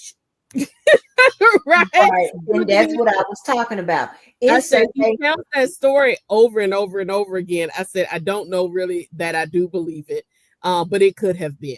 I just leave it at that. But stuff like that, that's to someone who's totally new to this whole story. Besides him knowing that Diddy is locked up, he doesn't know any of these things. He doesn't do the YouTube stuff. He doesn't go down a rabbit holes. He's not really right. even interested. And his first impressions on a few people were, yeah, that person doesn't seem believable. And he said, and his biggest thing, I said, so do you not believe it because of the way he's delivering it? Do you not believe it just because he doesn't seem believable? Or do you not believe it because it doesn't align? And he said pretty much all three. And I got that, because he was like, one, he's presenting him like he was willing to go off on anybody and everybody, and there was nobody he would not pop off on, and that he wouldn't take anything from anybody. But he let you in his car and you having issues with his mom that you later talk about, that the mom is what really ended the whole situation, because she was regularly, the two of you were regularly in conflict with one another. And then all of a sudden you were able to just pretty much give him what for and make him apologize to his mother in his own car with his own money, all these different things. He was just like, he doesn't, based upon the description of who they say he was, he would have been like, nah, stop the car, you get out. And he could have still cussed his mother all the way home if he wanted to. Right. So, and, yeah, that's what I be saying. It's fair. Yeah, that's what I be saying. Like men, that's why I like to hear men perspectives on a lot of these things, whatever, especially when it comes to other men. Because while we can get to it from the observationalist, standpoint, because that's counting in what we do, men can tear right off, because that's you know what I'm saying, because they know the jab and stuff like that, the banter and things, when the conversations, the way men treat other men, pull them to the side whenever they need to talk about. But we don't, because we're not dudes. We don't know that point of it. Yeah. We can just do whatever we can do from a professional standpoint. Other than that, you know what I'm saying? Yeah. You need a dude, right? So listen, because now I had never heard that, because I hadn't done Gene since way back when Gene hit the scene, right? Yeah. When Gene first came out. Yeah, I let him go too. I had to let him go. I had to let him go quick. So I didn't know nothing about he checking Puffy over his mom and stuff. I had a problem. I didn't know nothing about none of that. I never knew that happened. I didn't know that. So that he's told a similar story. I mean, what I will say is, over the years, and that's even before he became popular in the last couple of years, he's told that story several times, and it's been pretty much the same every time I've heard it. Wow, I didn't know nothing about that. That said, it's a very easy story to tell. Yeah. If that, you know what I'm saying? If it is a story or if it's the truth, it's a very easy one to keep up with. Yeah, exactly. Yeah, so we won't have no problem, not remembering that. Yeah. But so it's like you have Gene out there saying whatever, right? He's it's just too many people that we know that the truth may not be coming out their mouth. That they had that documentary, which had me like, okay. So I had to go look and see, okay, now what's the real purpose of this doc, right? I went into work mode. But my thing is, so that did it. And then when that lady, that Area Mitchell, when she brought out that Courtney B, and let me tell you, she said, Courtney B testifying in front of the grand jury, he has purported now to own several flash drives with 8 distinct individuals that includes A-list celebrities and Diddy. He handed over the video. Okay. She stops there. She doesn't say who he handed over the video to. Remember, she said she had seen a still or something of Diddy and whoever they left us out here to try to figure out if it was Justin Bieber or whomever. And she said, rewind a little bit, she said he purported to have. Well, if you in there with him, if he turned it over, how he gonna purport to have anything? It's not purported. I caught that. Yeah, I thought that wording was strange, because when somebody purports, usually when we're using that term, and I'm not explaining it to you, I'm just saying it in general, that I picked up on the use of that term, especially by someone who is an attorney. Attorneys are very deliberate in their language typically. And so the fact that she said he purported to suggests to me that he said that that's what was on there, but whatever, either he didn't turn it over, either what they saw on there was not what he said it was, something different, or either she does not want to be the person to say, yeah, that's exactly what it is. Now, I know in a different interview, she said she saw, portions of, like the one that she's sitting beside him. I think it was CNN or something like that. Uh-huh. She said that she saw it. And I mean, I know Then she said that she the saw new, the video or the still yes, of the video. Oh, okay. yes. I didn't I never think know she said somebody she saw the asked her, video. the person asked her, have you seen video footage? And she said, I have seen clips of some of it. And she said, and others I have seen in their entirety. Wow, I didn't know she said that. And see, that's what I'm talking That's about. why I thought it was strange for her to use the term purport, because Purported. Like, why would you it's say not purported? purported. Yeah. Exactly. No, you know for sure. You done been sitting, you in there with the grand jury with him. So you know there's nothing purported about nothing. You No. either know or you don't. If he turned it over, and then she say he turned over the video, and she stops right there. And see, attorneys are very deliberate, are very, very, especially in the, we know our surroundings. We know what, how to say it, how not to say, what to say, and what not to say.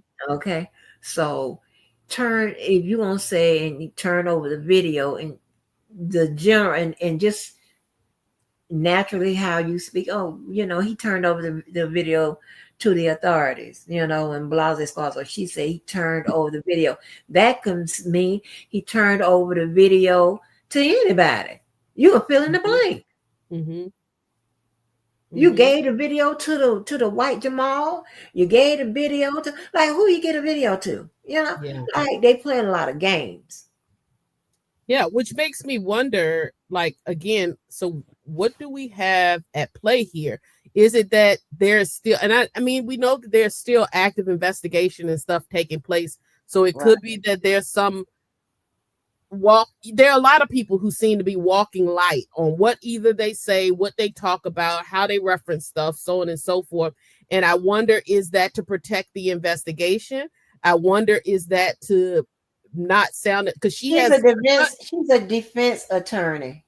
I know, but she's one of the ones as well who apparently have been doing all these quote outreach to some of these celebrities, and pretty much she's trying to make herself some sort of weird Gloria Allred / defense attorney at the same time. And so I wonder, is it also to try to protect, or because there are other deals? I don't know, but that's one of the parts that I feel like for me, I left going, I got more questions than answers, because she doesn't sit right with me. Her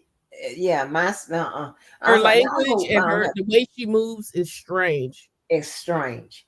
It's strange. And the client that they did have there, Ashley, who is also her client, had this, I don't want to call the story outlandish, because it certainly is possible, but she had a story that is totally, you always pay attention to the outlier, right? Yeah. The same way with the R. Kelly case. We had all these people who were traveling with him, whatever, and then we had the one that they did not, I think she's the only one that they did not find him guilty on, which was the reporter who got locked in the room. Blah, blah, blah. Now, mind you, I have no problem with her story whatsoever, but her story was the one that was the most different from everybody else's story. Everybody else met him in a similar sort of way, got engaged in a relationship with him in a similar sort of way, had similar people around, so on and so forth. Hers was different. So you couldn't help but look at her story and go, why is the MO changed up so much here if it's the same person? Right. It's possible. I still believe that, I still believe her account. But for me, that's the case with this Ashley person who's saying that he had a knife held in her mouth and was going to pretty much cut a like Joker-like smile on her face. Yeah. And told her he was going to sell her for something or another, and that she narrowly escaped as he was about to send her off to be in some sort of camp of human trafficking. Yeah. Is it possible? Certainly. Yeah. Does it align with everything else? And does anyone else have any accounts that align with that? No. And they use that or at least that Mitchell lady, used that to kind of say, see, and Cassie said the same thing. No, she didn't. Mm-mm. Mm-mm. Also, Cassie, we know, turned over 9 tapes to the feds. We know that to be a fact. Mm-hmm. Exactly. Exactly. I don't think So that Cassie's account and this lady's account are similar in any way. exactly. And And what I don't they think it should have been used to justify that. I don't.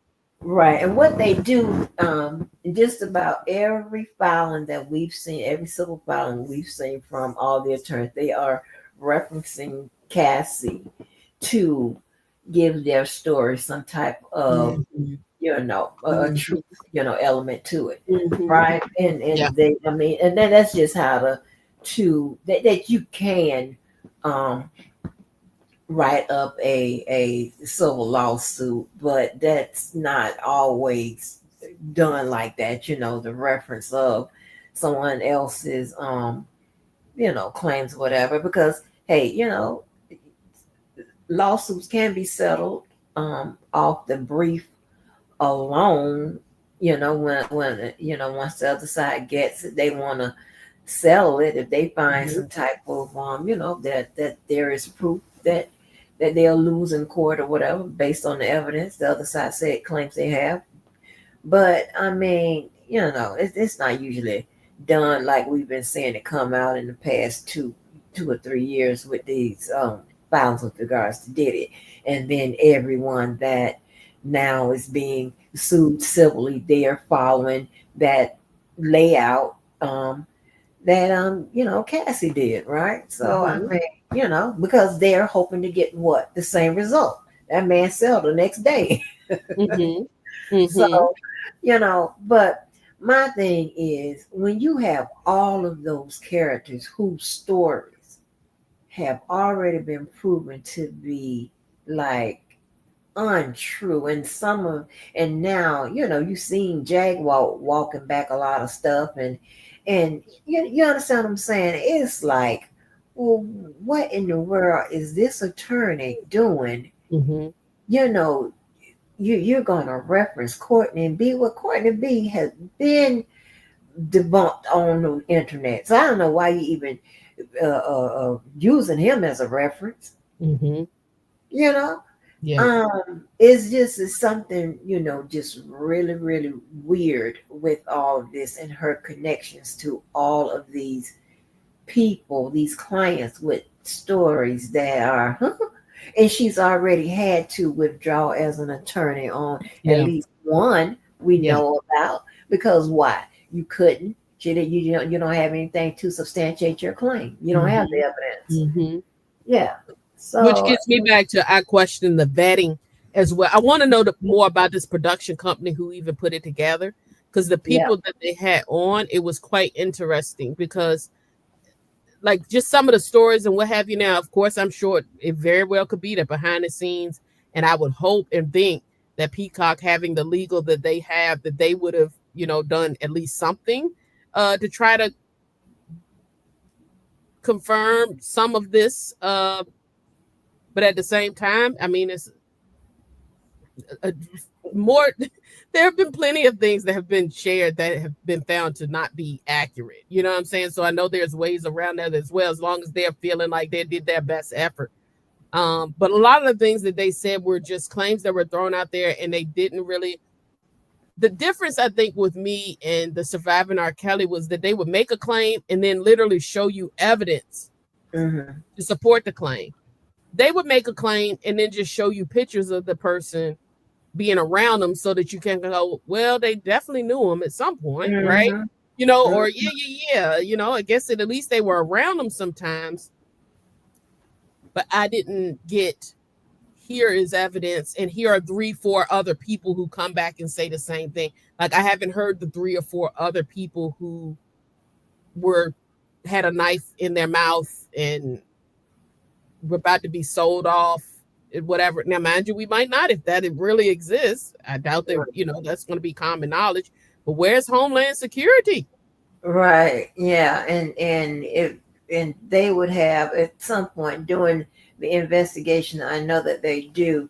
they would have gotten some sort of evidence that someone existed that no longer they don't have any contact with, or Mm-hmm. something that would indicate that that has happened. Now, going back a little bit, when it comes to documentaries, um, a person can put out a documentary without it being vetted. Now, Yeah. however, it is best to put your documentary out, have your disclaimers out, as well as at least provide, try to reach out to the other side, because that's supposed to show that, Mm-hmm. you forewarned them what would be said, and Mm-hmm. you're asking them for a response, now, so they can do that, but a lot of responsible documentarians will vet, the person, even the person, the Mm-hmm. story, the whole thing, the story, everything, right? Which is, is the responsible thing to do. One thing that they know, or that they think they know, is that if anything, if somebody goes to sue, they're going to sue the person that said it.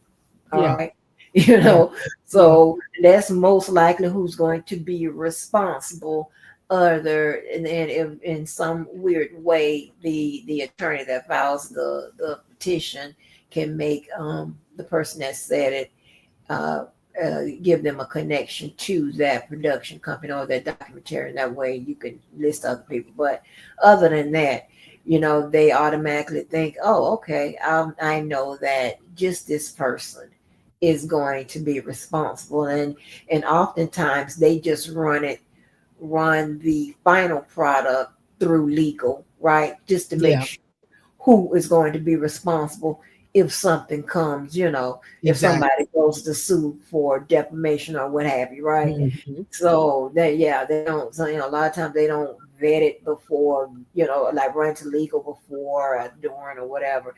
They try to do it at the end, because they want to know who's going to be responsible. Yeah. Um, but it did leave me with a whole bunch of, more questions. Now I'm like, down the answers to, like, huh? Like it's a lot, Yeah. right? Um, Yeah. I didn't know all those details with regards to the that incident at the high school. Did At they? the city college. See, that's when yeah, I had heard about that years and years and years ago. Hey, Karen. Yeah, I heard about it, but I didn't know that somebody grabbed the money and shut the I door. didn't know about running down the back steps. I did not know Yeah, that. That was wow. yeah. Like, who did that? Yeah. That's crazy. So now I gotta go Googling for that. Like, who did that? You Yeah. know. That was the first time So I had heard that piece of information. right. It was the first time I heard that about Puffy trying to join the gang or whatever. And that's kind of how Yes, he, that gang was yeah, right on. slow. Yeah, he kind of got I in got a call. I got a call. I'll be back. okay, how he that's kind of how he encountered Gene Deal, like joining the gang or whatever. So Gene had a photo, okay, so that I don't rely on Gene. I can't do it, y'all. I can't do it. I can't do it.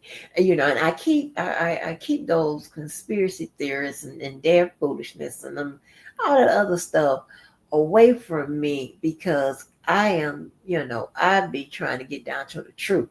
Whatever. I can track, they got people out here, a lot of channels out here that track Jaguars lies and Gene stores and all that type of stuff. I can't do it.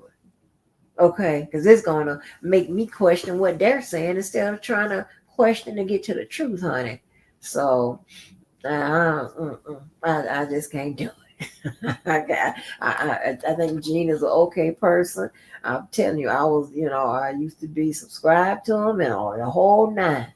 But baby, I heard one too many questionable things, and then what he was saying and how he was saying and why was I was like, oh, a lot of times when you ask the question, why is this person saying this? When you start asking why,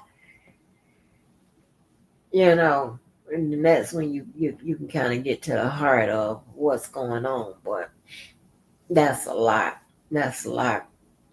But y'all, if y'all haven't watched the documentary, the title, um, the title of it is in my title. It says Diddy. What is the rising? Okay, the making of a bad boy. So, and they took it from that aspect. They said that he used to get picked on and beat up and what have you. So that kind of gives a explanation to how they say he acts. You know, um. So yeah, that was a bit much for me. Yeah, but I don't know what's going on with attorney Mccrary. I don't know why she keeps hooking up with these characters, honey. That's weird to me. That's weird. I mean, she trying to, get some type of visibility to where she can attract, clients or something. I don't know what she doing. I don't know. Is she trying to get a? I don't know. I don't know. I really don't know. What is this? Well, let's talk about what's going on with P. Diddy. No. Hold on, y'all. Let me click on this real quick. We talk about TD Jakes, the pastor, aka Power Bottom King, honey. Okay. I don't follow behind her stuff either. Really, without words. They man, story. Oh wait, can y'all hear me? Hold on. Doc review. Yeah, Wiley said he's gonna do a doc review. That's what I'm talking about. Let me tell you something. I'm just a stickler for if there's some paperwork and there's a story, I just like people to go get that paperwork.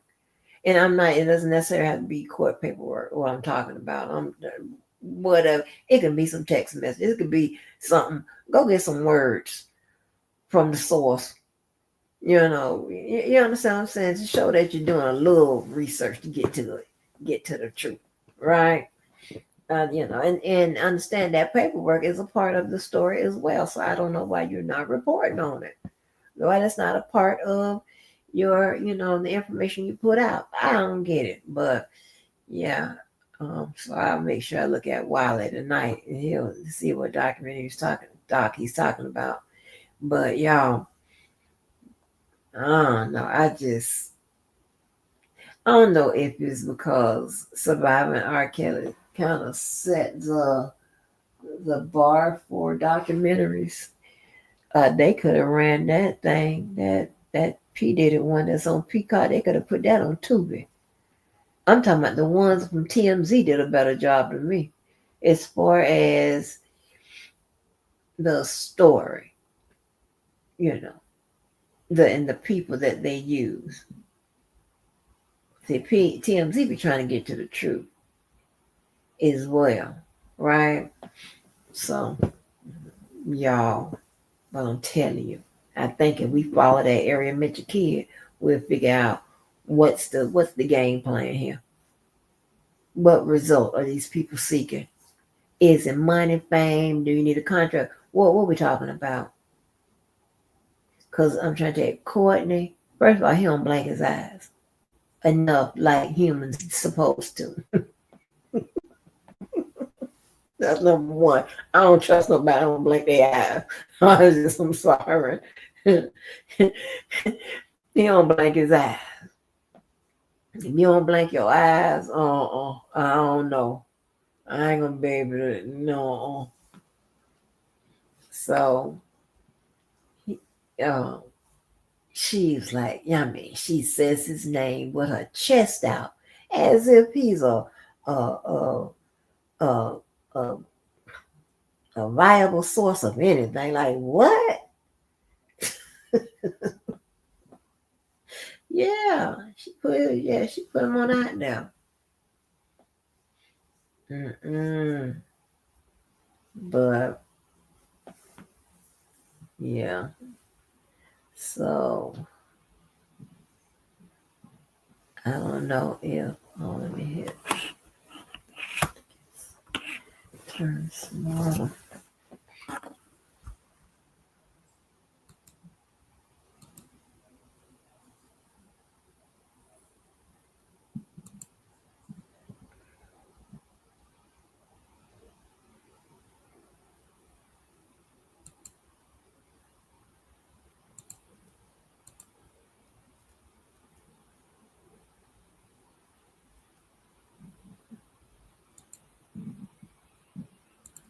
It is a moderate tool. Okay. So I added, make sure y'all were blue, club blue as well. What else about that documentary? Yeah, that the thing that happened, the incident that happened at the high school. Did 9 people die? Because I get that incident and the incident with the shot in the nose lady confused. I don't know if anybody died from her incident, but I thought 3 people died from one of their incidents. But that guy was holding up a shirt with 9 names on it, so I have no clue. But yeah, we're making good time today. We can get our life tonight. I'm gonna go and move on to Wendy and Jason. Did you hear Wendy Williams and Jason Lee called? If not, I posted the link on the wall. Y'all, Wendy making her rounds. And as I suspected, is this my opinion? She is trying to get us, or use the right words, manipulate us into trying to get her out of where she is, or at least make some modifications to her guardianship or conservatorship that will give her more freedoms, right? And after talking to Mo yesterday and thinking about it more, I thought she, is best where she is. I'm doubling down on it today. No, she does not need any more freedom. She needs exactly what she has now. You understand what I'm saying? She needs exactly what she has now. Because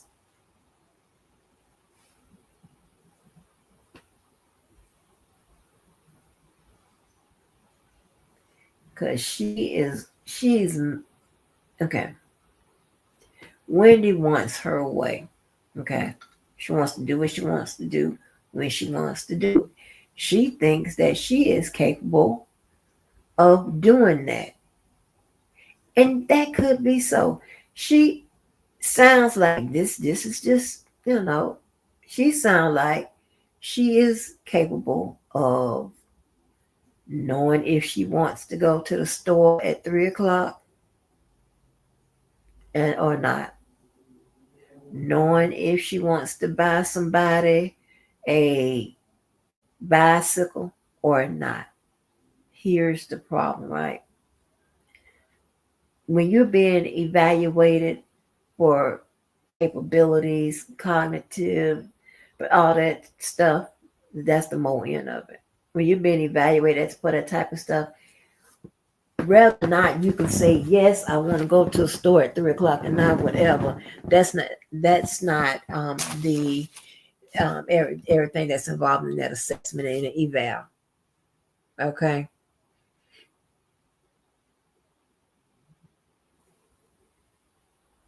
You're motivated, all of that, the people around you, all the reason, the whole thing. They evaluate so much more than your ability to say to know what you want to do and what you don't want to do. I'm on the Wendy. Are you finished with P Diddy? Because I was on Wendy. If you want to go back to P You Diddy, know, I'm good with P Diddy. yeah, I was talking about the Jason Lee situation, the interview today. What you think about it? The Jason one. So just so you know, I watched. Let's see, I watched the Jason one today, and I watched her brother today, and then I watched the response from the attorney as well. Girl, see, okay, I'm behind. Go ahead. The Breakfast Club, pretty much the attorney for that whole situation from the documentary, that person spoke up. So still pretty much on behalf of the Guardian. Pretty much the Guardian has Oh told the yeah. I told the heard that. attorney to Okay, speak I up. heard Yeah, that. yeah. So I looked it all up. I thought that Jason's interview, for me, if I think about Wendy's behavior, and her speech and everything, it gave me more of the same, if not worse. And keep in mind that she did that almost immediately after, like she did them all in rapid succession, right? Mm-hmm. And he just recorded his and put it up. Mm-hmm. She can still, you have to be so mindful. She can still make her jokes or what have you, but still she was struggling to remain on topic. She would be chiming in with these other things. And I still think, I guess I'll just sum it up. I still believe the same thing that I believed yesterday, that I believe that she should have more freedom. I believe that she should have more autonomy with her finances and that sort of stuff. I believe that she should have, that this should be reassessed and reevaluated. I also did not know until I saw with the Breakfast Club thing that the judge that she has in the case was at one point expelled or suspended or something for like 9 months for taking bribes from another lawyer in a conservatorship. So that to me, Or was all of that those the things. judge? She said, I thought it was Judge Sokolow. Yeah, the judge did it. Mm-hmm. Yeah. So that was worrisome. So I don't feel better about the conservatorship. I will say that. I don't feel better about Wendy's condition. I still believe that she does indeed have, dementia as a result of her addiction. I also hear a lot of her addiction coming through in her language and speech. I also hear or heard both her niece and Jason at times like trying to chime in or cover for her or explain her behavior, because they also know that it comes across as unusual at times. But I think that they're in her corner, and I think that's a good thing. I guess the last part I will say about it is I think people need I think I think the Free Wendy situation, I think it probably will take some steam, and I think it possibly will get some things moved around. But it again is something that left me with more questions than answers, because there's still the way she's describing things, and me knowing and understanding these systems and these facilities and things like that. Mm-hmm. I suspect, and she's like, oh, well, she just didn't like that I went. Well, she approved that you went. So that couldn't have been what the issue was, because she would have just said, no, you can't go, right? If that was the case. To me, it suggests that there was some behavior or some interactions that were observed. Yep. Perhaps, again, did they slip her something? Was she, what happened during those 9 days? I don't believe that this was just I approved her to go down for 9 days. She goes down for 9 days and I didn't like it. And now all of a sudden, Wendy is making these claims that she may not be able to go and visit this and that. There's more to this story than what we're hearing from Wendy. I Yeah. am glad. And even Jason kind of said, if you pay attention to wording as well, he kind of suggests that this is the best I've heard you in a very long time. And I believe that's the case. But it's still not Wendy. Right. Now, I disagree with you a little bit. Okay. I believe that she does not need more uh freedom or anything like that. I believe that she needs exactly what she's getting, more of the same. Let me tell you why. Because as I was explaining, like, as far as when these people are being evaluated and assessed and things of that nature, yes, it's okay that, it's a good thing that she can make a decision of whether or not she wants to buy her son a bicycle or not. That she wants to go to the grocery store on Friday instead of Monday. It's okay that you want to, that's good, right? That speaks to it, depending on where you work, some improvement on your cognitive abilities or what have you. Yeah, we got that. But that is not representative of a total assessment. Okay. Yeah. Those people are assessed for way more things than that. Not just the ability that you seem to be better than you were a year ago or whatever. Exactly. No, they assessed more than that, other behaviors and other things within their um, within the environment. And I think the reason why I think that where she is and what's going on with her, and why the the the guardian is having issues and all of that, is because of when Wendy goes out and do this whatever, Wendy's behavior or whatever behavior that's being observed, or whatever is going on, it's giving um the guardian, some type of Cause for worry. cause for worry, right? Mm-hmm. and Mm-hmm. and I also, and another thing, right, also when it comes to that evaluation, why I think she needs to stay where she is, like, they can, and again, it has to do with control. Mm-hmm. And this is control placed upon you for a reason. Mm-hmm. Okay. Other than that, we have the regular people in America, we can come and go, whatever, right? This control was placed upon her for a reason. And here's the thing, right? Why she has to stay where she is, in my opinion, because while they can put this control upon her, they can't put it upon the people that she is around when she goes in Mm-hmm. those environments. She That's like can't. I was saying. That's like I was saying yesterday about, Yeah, like the family members that'll slip you a little something or do this or do that. exactly, Mm-hmm. exactly. That's what She I can't. suspect as well. Right. You should, like when you bring a baby home, you can baby proof it by put they can't they can't win, trouble proof or whatever wherever Wendy goes. They can't say, well, if they give her the green light to go out or whatever, unless it's something. I mean, it will take a court battle to say, hey, Mm-hmm. and it's not no criminal, no criminal activity going on, to say, hey, this person can't be around you in the same area and all of that. That Mm-hmm. takes a lot to get that type of stuff stipulated. Mm-hmm. So if she's gonna go to you can't tell, well, I'm coming to the family outing, but Bob can't be there, John, Joe. You can't do that. You know what I'm saying? Unless And it's if you put, not to cut you off, but you can. and if you put two and two together, right? Mhm. Thanks so much, Kim. We love you. So here's the other piece. If you got to look at the whole thing holistically as well. And what's shown a red flag to me and kind of confirmed that is also what her brother was saying.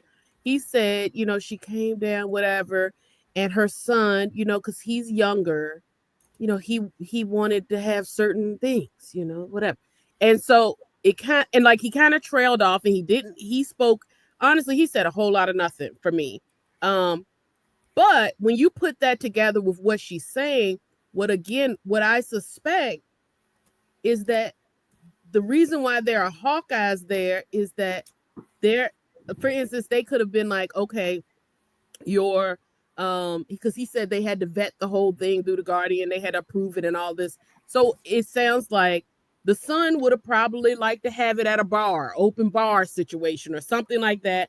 And they're like, if it's going to be alcohol there, or if there's going to be certain people there, or if there are going to be certain whatever circumstances that could put her at risk, she can't really do that. And I think that at least some members of the family are still in a place of she's with us. We'll take care of her. We'll keep an eye on her. We'll keep your eyes on her. We'll make sure she doesn't. And the Guardian is saying we need someone then who is outside of that. And someone who could, you know what I'm saying, who is going to be non-biased, not in the favor of the family, not in the favor of anything, but just looking out and doing what we've told them to do as far as managing the behavior. More and more, I keep hearing things that make me very suspicious that there are at least some enablers in her family. Exactly. And what also makes me even more suspicious, and what I hear, what I've heard from Wendy, quite frankly, from the beginning, and again, I think that she should have more freedoms, all that stuff. But one thing about addiction is there are phases of addiction that are manipulative AF. Yeah. And to me, she's in that desperate space. Yes, she is. She's trying to manipulate whoever she can to see if she can possibly, whoever can hear within an earshot. She wants to tell this story in such a way that it is poor Wendy, and she's not telling the whole account. And she doesn't even have that great of a memory. Like, there are even periods where she's like she didn't even remember. She's like, oh, did you say the name of this person? Did you say? We had just said it 25 times during the interview.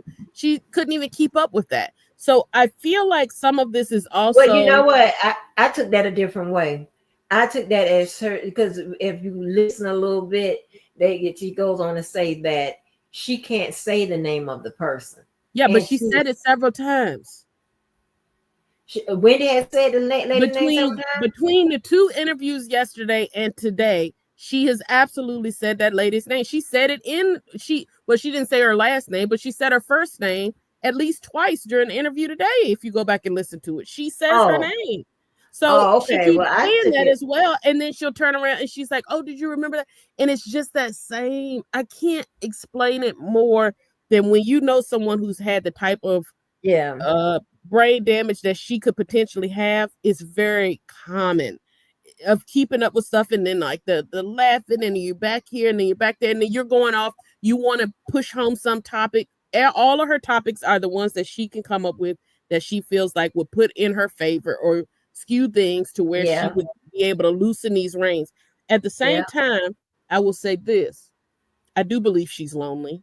I do believe that is sad. I do believe that she should have, like, there has to be some way that you can vet people or something in some way. It has to be incredibly lonely for her to be in that circumstance. And I do believe she wants to get out, yes, to socialize, yes, to be with her family, whatever. But I also cannot help but hear so much of that manipulative part of her addiction that also worries me. And and that's a lot of what people can go on this ride. And an addict only needs one enabler. Yep. They only need one. She's trying to rally as many as she can. And again, these are people who are far enough removed from it. Or either they think if she was just with us, we could keep an eye on her. We'll keep, we'll this, we'll that. And that, I don't think that's the case. So yeah, I think there's also some manipulation that needs to be acknowledged. Yeah, I think she is on a whole manipulation tour. I think I'm looking at the people she's going to first. I'm looking at what they're saying, and when I heard the interview today, I said, okay, you confirm what I said, not too long ago, that Same. they are trying to get us to act a fool to get her from Yeah. up out of there. That's Yeah. the free Wendy campaign. Mm-hmm. But going back to like the control portion of it, right? A lot of times when they seek to control you, they also seek to control your environment and the people in Mm-hmm. it, and also what those people tell you. So they Mm-hmm. control people from not being around you. That then let me give you an example, right? When a doctor sees that you have people telling you to do the right thing, Mm-hmm. take all your medicines, do Mm-hmm. this, whatever. They Mm-hmm. they will allow those. They want those people to be around. When they see people who's saying, "Oh, she needs to be out of there," when they see somebody that is championing your perception, your point of view, what you're saying, and whatever, then they want to, if they can, control the environment so those people aren't around as much. Yeah. So Yeah. and I don't want it to get any worse for Yeah. her based on what she's doing now, because they can definitely make those adjustments. Now those Mm-hmm. adjustments can be made. I Okay. agree. That's They it true. can be made quicker than the ones where if she goes out telling somebody they can't come to the house too, whether then you can't go out and these are the only people that can come visit you. Okay. Exactly. So those people, they have that that particular authority to do so when Mm-hmm. you're caught up in that type of situation. And the fact that and today when I heard she was playing around with the medicine and all Yeah. that whatever, I'm like, that's not right, because I don't know what she's taking the medicines for, but if they're giving it to her, apparently she needs them, right?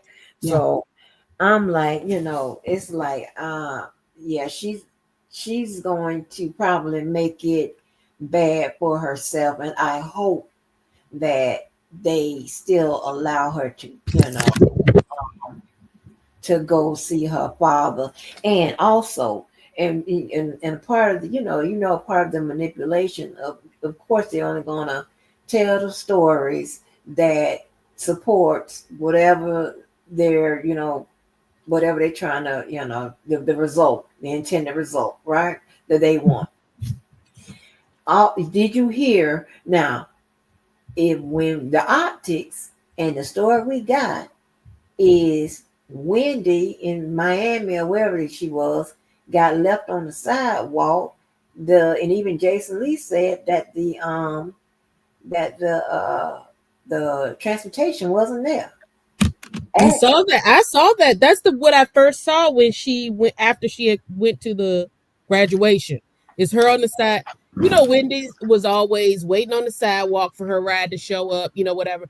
And when they went to, it didn't go down exactly the way he described it, but essentially Wendy had gotten outside. What pretty much what had happened is that Wendy had gone outside too soon. The car had not yet pulled up.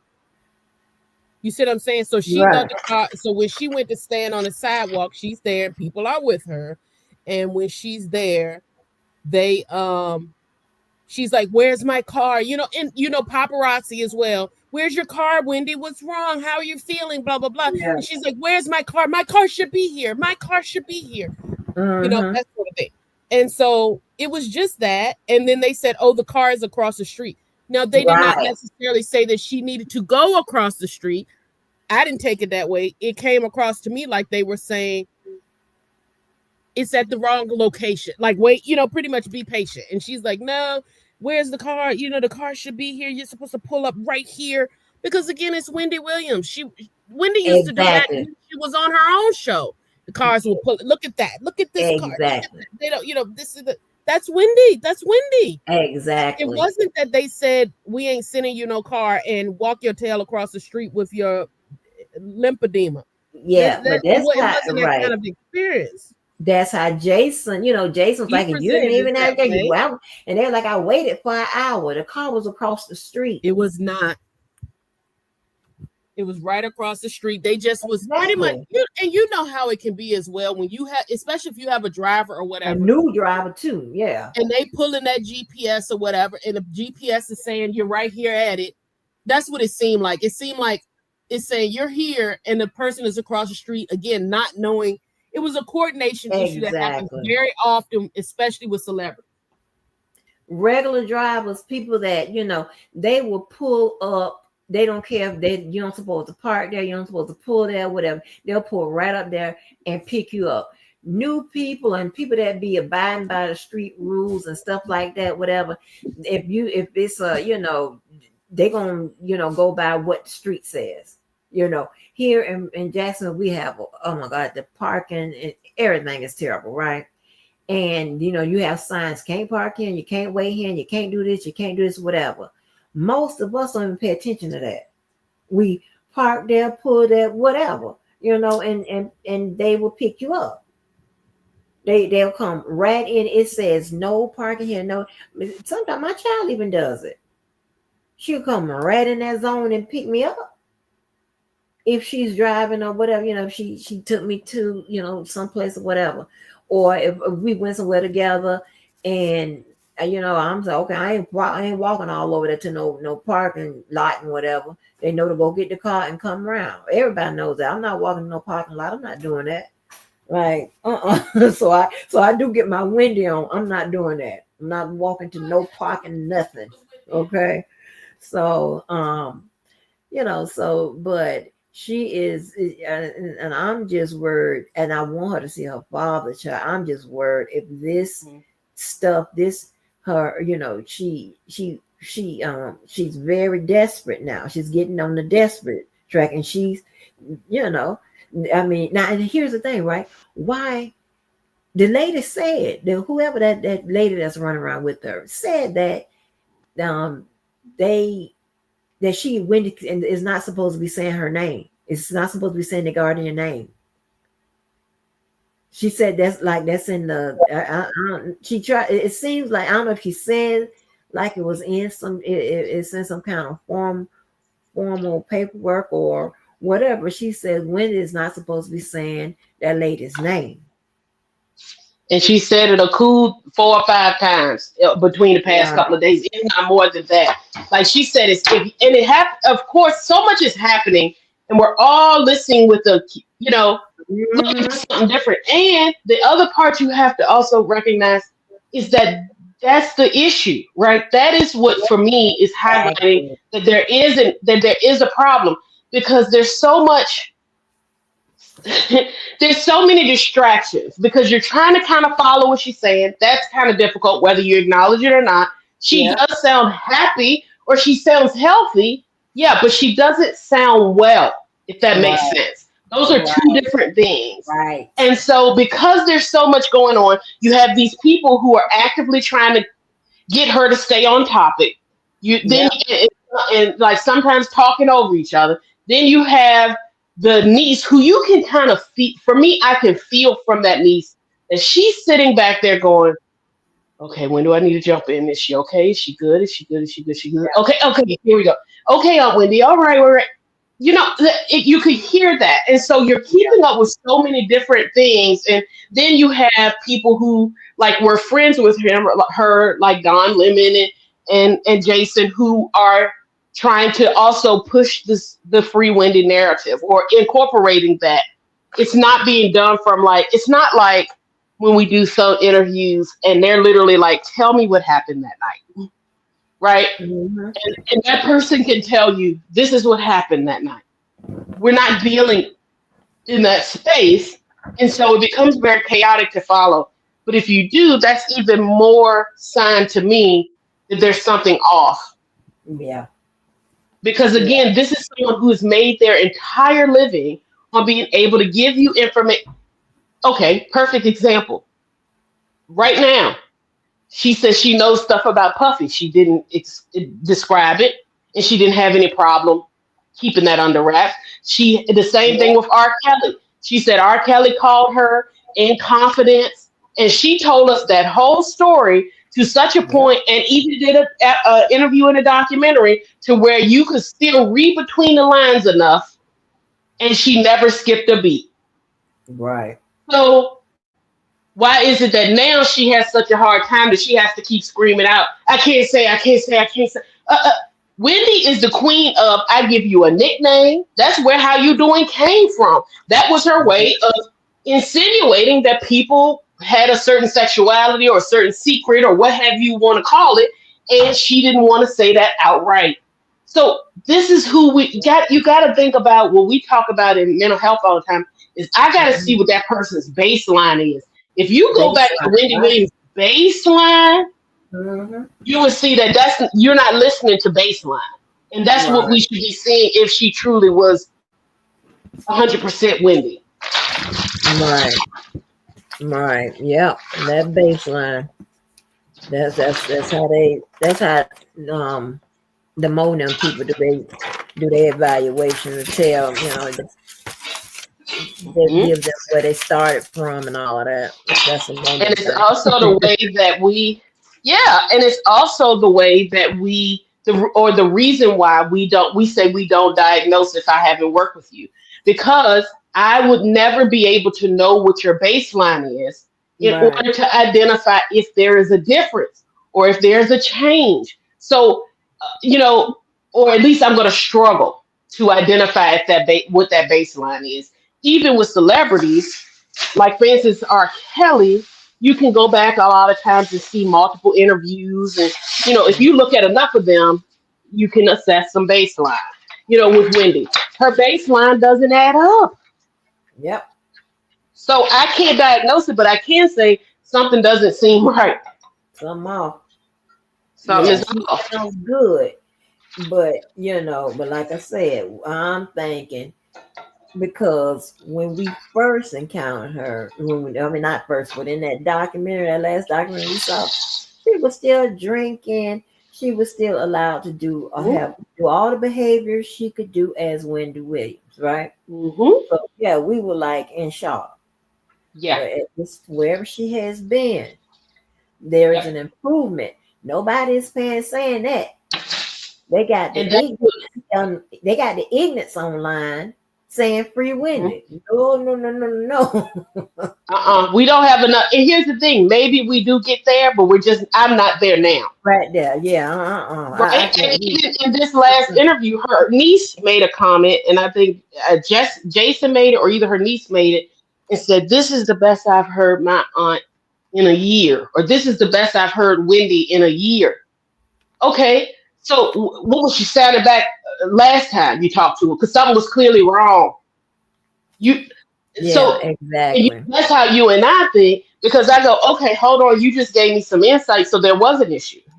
Mm-hmm. Exactly. And yet, if she is in if she is in a rehab, or if she's in a facility where now she is sober, she's going to sound better. Because before you were talking to her when she was high out of her mind. So yeah, she sounds better. And that's what I said. She sounds healthier. She sounds better now in that I can tell she doesn't sound like she's on actively using drugs.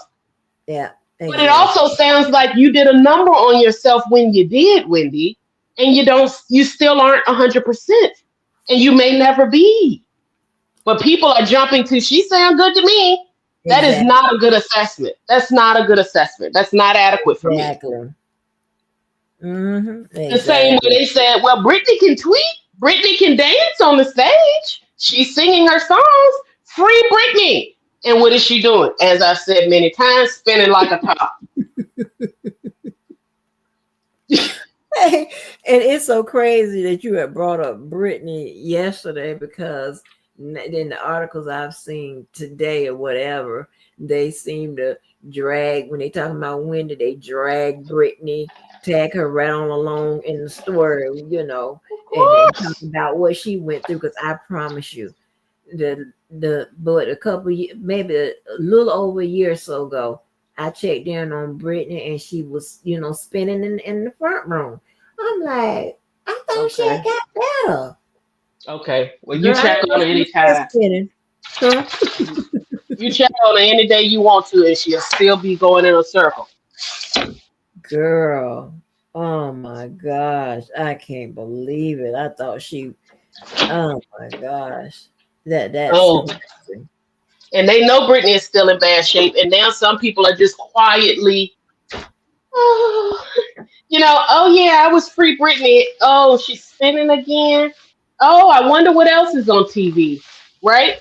Acknowledge that part, right? To me, that's what I want you to do. Acknowledge that part. Acknowledge, Mhm. oh wow, we said free Britney, and Britney ain't looking too good.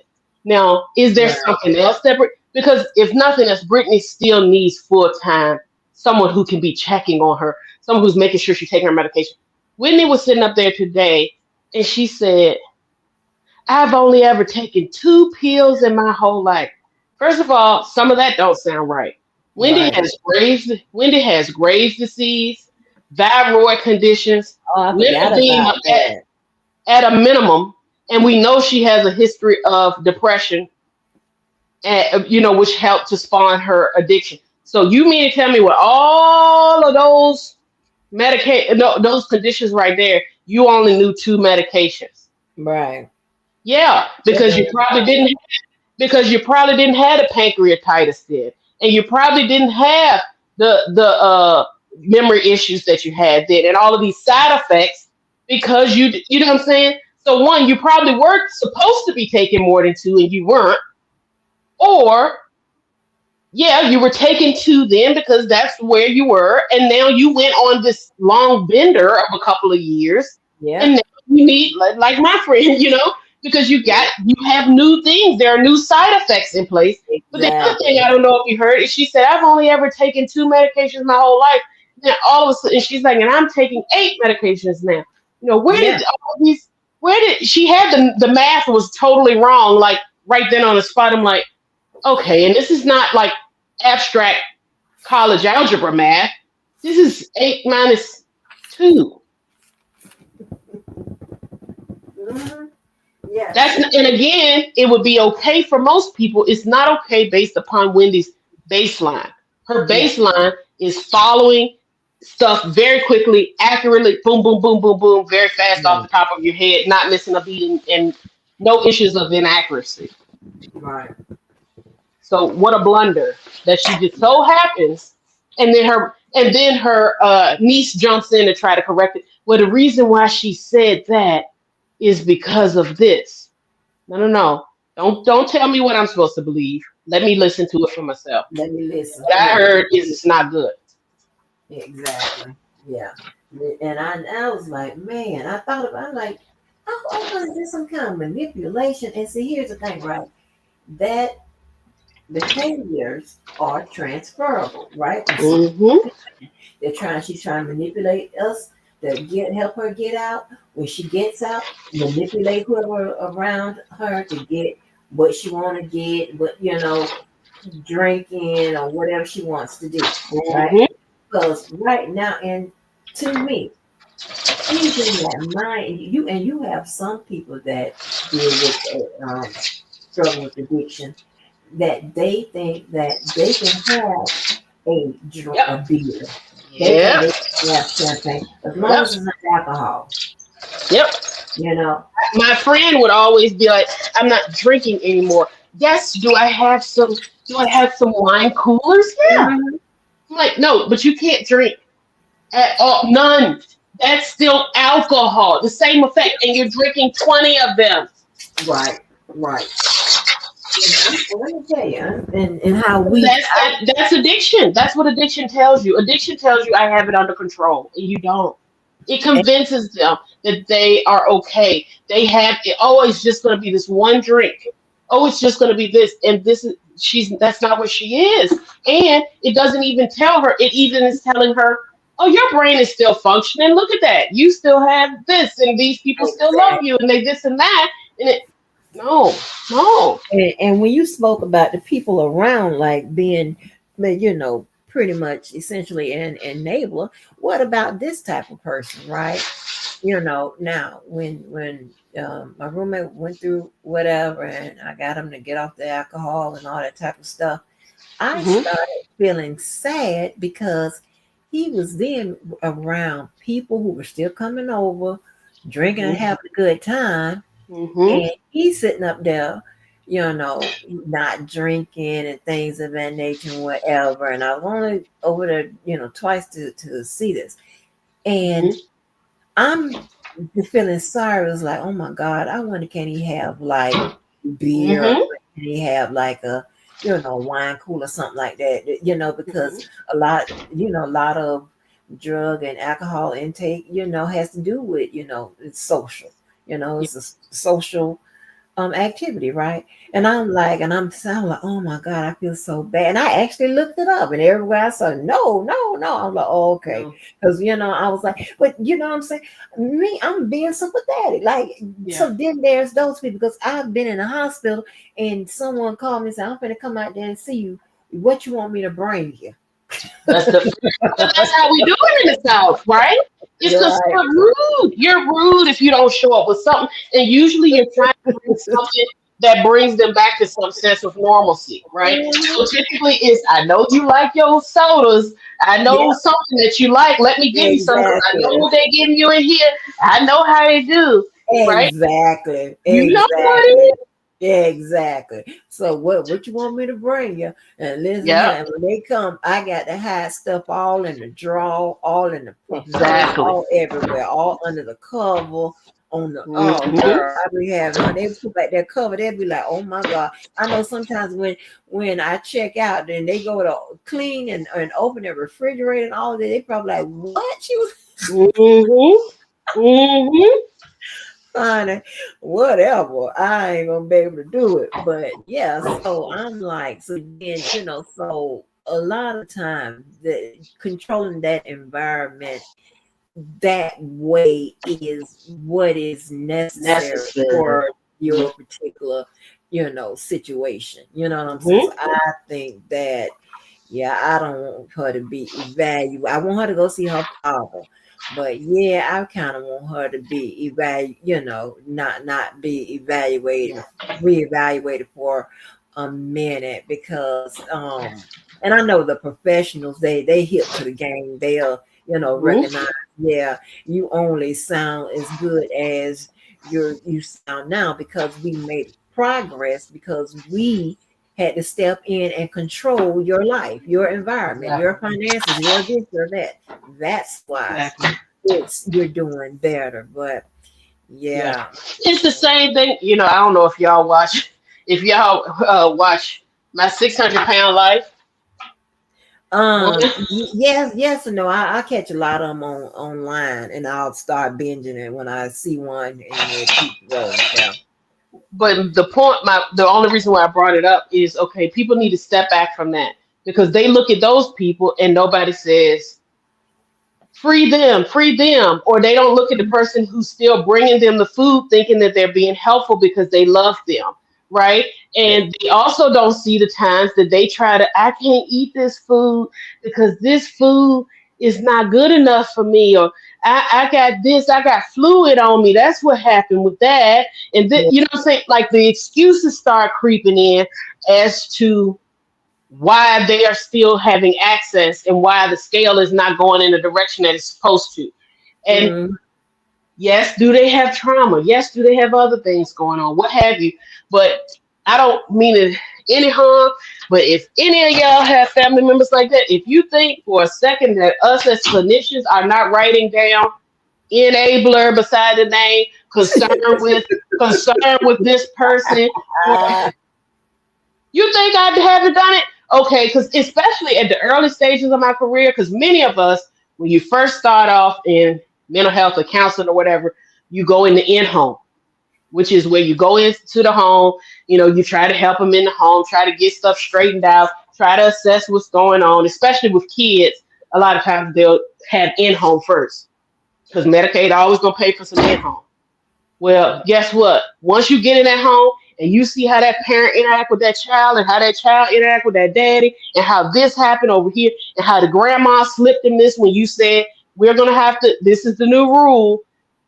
If he cusses at anybody in here, then that means that he's not going to be able to have, any access to the video game. Before you can even get out of the door, they'd have handed him the video game. Yeah. That's where that enabling comes into play. It is a very common thing, and we do pick up on it, and it will be written in the clinical note, and we will be saying this is a person who is dangerous to be around. And if it's a whole family who is all rallied around that, then we're going to say unsafe living environment, living with a family, unable to identify a relative who can, you see what I'm saying? Now, if I do end up seeing at least this one aunt who happens to come in every now and again, she holds them accountable to it. And so then I might say, okay, well, if it's that person, but it's going to have to still be with restriction that the father can't come over there. Right. Or like the people who are most detrimental, I'm still going to have to put that down. Exactly. Because if not, they don't stand a chance. Exactly. That's what I was saying. So that type of restrictive living that Wendy's under now, I think she needs it, because right now, as we see, she still is presenting a lot of manipulative ways, which is one of the main, issues when it comes to people with her particular, problem. So yeah, I'm scared for her. I'm scared for her.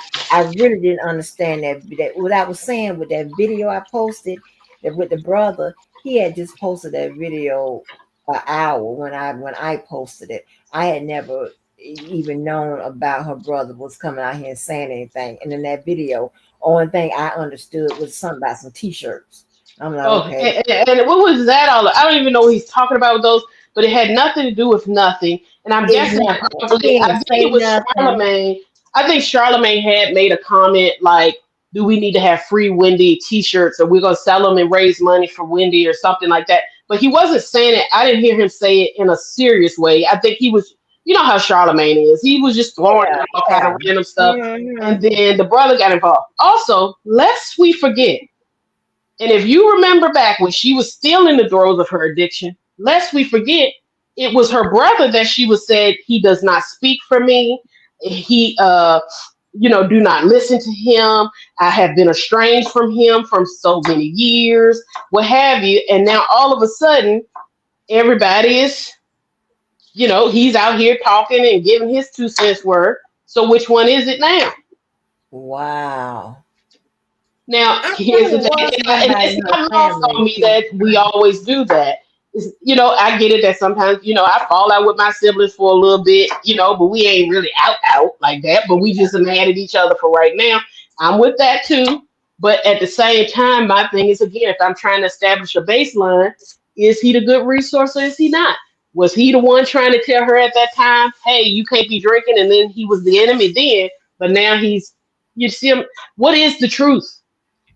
I got to get more before I can. And I don't think people should jump on that free Wendy yet, but I think they will. And I'm sure they'll get at least some minimal headway. And I do think that they probably should go ahead, just for the sake of where things are now. They need to get a new judge and potentially a new guardian, not because of necessarily what has happened here thus far, but because it looks like it could be. And right now, that's not what you need. Right. Yeah, that lady, they're going to wear that lady out, honey. But put the lady address and everything out there.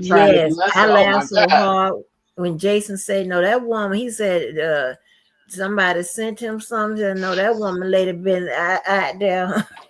Her face been out there since yesterday or whenever. And I was like, oh my gosh, she is Wendy is calculating. She's calculating, honey, because she is getting what she's getting it done.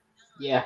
Yeah. Everybody's going crazy, and only thing you have to let us know is a black person being potentially mistreated by a white person. Oh my God! Enough said. And the other one, as we certainly know, is just say somebody got money. If anybody got money, we believe that everybody got a hand in the pot and Yeah, everybody trying to con them out of their dollars. And yes, yeah, that happens. I'm not denying that. But that also cannot be the bigger priority than you are looking around and seeing something don't seem right here. uh-huh. Yeah, something don't seem right. That Something's was not a right. Yeah, that was a whole that thing was so funny. But Even she Jason Lee. Okay, look, the one last thing I was going to say oh is good. Jason Lee as well. Notice that he said something. Was it Jason Lee or was it Don Lemon that said, and Wendy, she said she was pretending like she was a dumb blonde, but she really wasn't. And and pretty much he was saying that in relationship to the divorce. I think it was Don Lemon that said they knew that the husband liked gifts and she was trying to serve him, and that the whole time Don pretty much said that prior to even the divorce or anything happening, that she was already coming to him and pretty much disclosed to him that she knew about the cheating and all of this stuff. Like that was before it even hit the news, he said. And she Oh said wow. that she was pretending to be a dumb blonde, but that she actually was not, and that she had coordinated all the way up until the moment of the shows and how he was going to get served, and that she's the one who came up with the plan to serve him his divorce papers in a Balenciaga box. They had it delivered like it was a Balenciaga present because he loves gifts. No. She said he loves gifts so much that she knew that, like before, when they were just trying to track him down the regular way, he would not, he was just process server running. And when she said, well, put it in Balenciaga box and deliver it. And sure enough, he sees at the gate that this person is here with his Balenciaga box to drop off to him. He comes to the gate. When he opens up the box, it's the divorce papers inside. You've been served. Oh. So I my didn't thing is, yeah. So, but my thing with that is, if she was if she was clever enough to play dumb blonde with him, why do you think she's not clever enough to play dumb blonde now? If you right. think you got it 100%. So what would stop her from being like, okay, I know what to do. I watched Free Britney. I saw how that went down. This is my Mm-hmm. way out. Let me all of a Mm-hmm. sudden go from not being able to contact anyone and still continuing to make claims that you can't contact anyone. But then all of a sudden, after you're with your family, you get this boatload of phone numbers that you then start being able to connect with everybody, to include Charlemagne the God. Out of all of the numbers that you got a hold of, and you're able to call him from what he said 5 times a day Right. for two Right. weeks. For 2 weeks. 2 weeks now. Is that a person with a restricted phone? Mm-mm. And I'm saying, who's to say they didn't have to take her phone because of what she was up Thank to? you. Trying to call and convince somebody to come and bring this and bring that. Yep. That's what I suspect. Yeah. Yeah. It's but check this out right here. And did you hear that the lady, the conservator or the guardian, is suing, who was Annie? Lifetime. Or whoever Lifetime? did that. Yeah. Yeah. Whoever it Did was that that did that documentary? last. Yeah. Yeah. That's the Second, Wendy attorney did that not. spoke out today. Yeah. They Said said they because took Wendy, advantage of her. yeah, because Wendy didn't have um the rights to green light that project. I'm like, wow, wow. Hmm. They would take it out. I mean, I mean, would she take it out? Well, I wonder why she took it out far. Well, who took what so Why far? did the conservator take it that far to sue them? Because check this out now. I mean, did it do any harm? The lawyer, here come that my Yes. lawyer hat. Let me see what the claims are. Let Go me ahead. tell you why though. They did because it was the first thing to shine the light on the conservatorship, which is I believe why Wendy wanted it, right? She thought that it was going to shine this light on how horrible these conservators were and that it would get her out. And it didn't work out that way. And I think that what the conservators, of course, almost what they would do is sue because they're like, hold up here. this was supposed to be about like pretty much they thought from what they said they thought it was like honoring Wendy Williams. Yes, she's bad off. Kind of like almost. Do you remember when Christopher Reeve got sick and it kind of went from it kind of became, oh, look at how this person is now ill. Let's respect them and continue to love them. That's what they thought it was going to be, but it became a hit piece on the conservatorship, which then, of course, they decided to sue. Which I said it's Oh from the wow! moment I saw it. Mm-hmm. I didn't know it was a hit on the conservatorship. I thought Yes. no. Because the only thing I saw was it was like it was going back and forth with that dude. That remember that dude that was in the picture. I don't know what happened to him.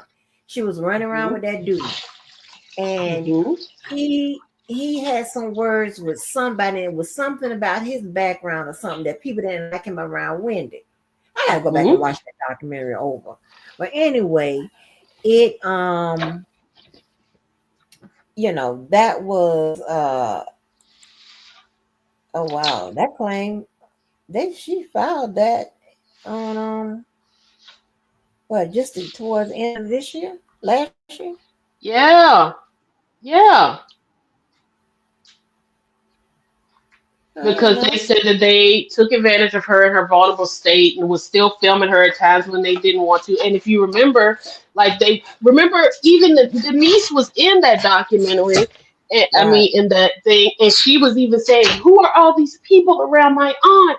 And who are you? You get out of here! You're taking advantage of her." Those were people that were put into place for the conservatorship, and that's why at least one of them quit. The man, I think, is who they got fired and quit, and then there was at least a couple other people that they pretty much were highlighting. If you look back, yeah, they were trying to shine a light on this the conservatorship being corrupt at that time, or that it wasn't might maybe not appropriate, as well as yeah, Wendy's sick because the whole goal I feel with that documentary was she's sick, but she still should not. She should be in rehab, and that'll be fine. She shouldn't be. She shouldn't. She doesn't need a conservatorship. Wow. Hmm. They And said I may in go back fact, and watch it with you this weekend. To be honest with you, to see if we can put two and two together. right. Right. Yeah. This is also Sabrina is the conservative. She's the one that put out that Wendy Williams have become cognitively impaired and Yes. permanently incapacitated. So she Yes. put that out. Yes. Damn, they ain't give me the paperwork. I got to go find this. I want to know what's the claim, honey. And Evangelist Williams and okay, they say in an amended September complaint, Marcy accused the defendants of taking advantage of Williams in the cruelest, most obscene way possible for their own financial gain. Hmm. Yeah. Oh, They're okay. saying that she was vulnerable. They knew she was under the influence. Then they were shooting at times where I guess they were saying that they had agreed that they wouldn't be shooting. That they pretty much were. They had thought that she would pretty much be laying on the couch and just talking about the divorce and the different whatever. And then they got the niece involved, the niece people involved, that person involved, and then started showing her in a vulnerable position, which they said was not in the contract. Like if they would have known that, they would not have approved it. Right. But again, I Wow. can't help but think, but they approved quite a number of things. Like they have approved some stuff that if they were just maniacal, they wouldn't have approved it in the first place. Right. So I don't know. That is crazy, yo. Boy, I'm trying to tell you. That's why, a lot of times you have to follow this stuff to the conclusion. Because, I dip in and maybe I dip out. And next thing you know, when I dip back in, all hell done broke loose. Just like that Kim and Croy situation. I didn't even know they was going through no divorce. And all hell done broke loose. But yeah. This is crazy. When I tell you 2025, It's a mess. I gotta it's a change mess. devices. Let me change devices. I'll be back. Okay. Yes, ma'am. 2025, y'all have been a mess. And I sure thank you, Karen. Appreciate you. We trying.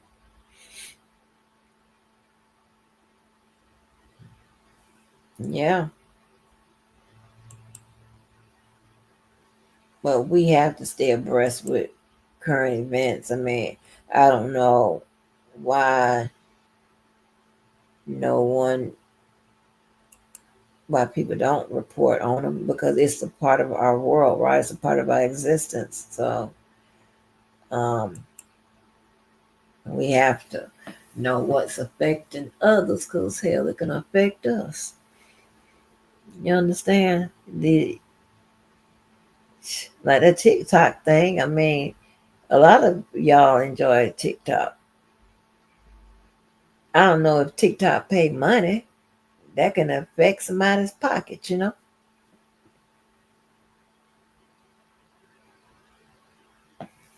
It's a nasty game, honey. Yes, it is, baby. It's crazy.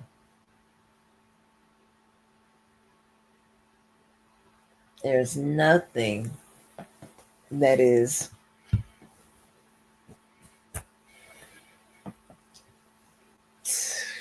man. I got to start working on, see if I can see who's going to be at this inauguration. Michelle Obama says she won't be there. I'm wondering,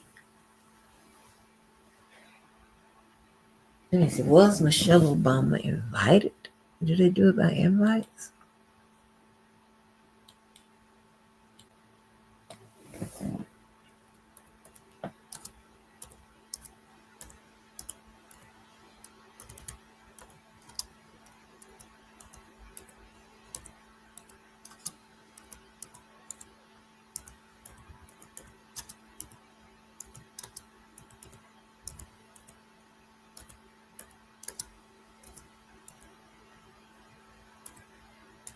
And shout out to the people. And I know that people are saying, okay,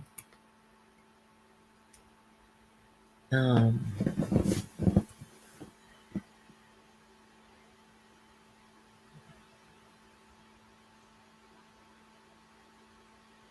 was she invited? Like, do they invite you to the inauguration?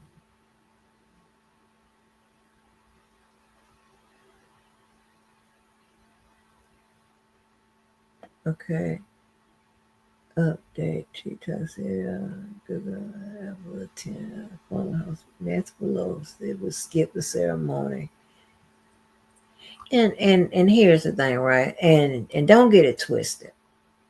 Just because you're seeing people skip his inauguration and skip this, that, and third, whatever, it does not mean that they will not work together for the good of the country. That doesn't mean that, okay? And as we have seen in the past, we've seen that it has been those who are against him or whatever come to the center, right, to try to work things out. So don't say that.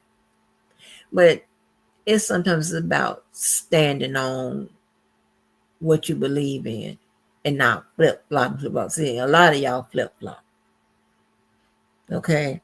Depending on who you're with, where you are, whatever, you right, yeah. You know, go Ricky. And then if you're with Bobby, be like, yeah, go Bobby. Okay.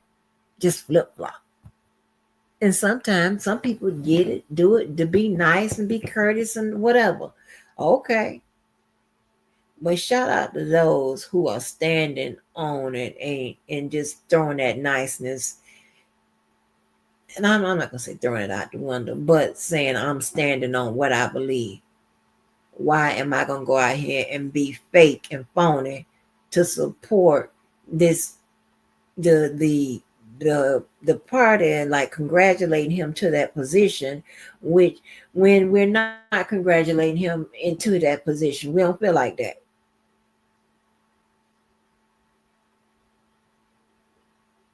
You know, screw all of that.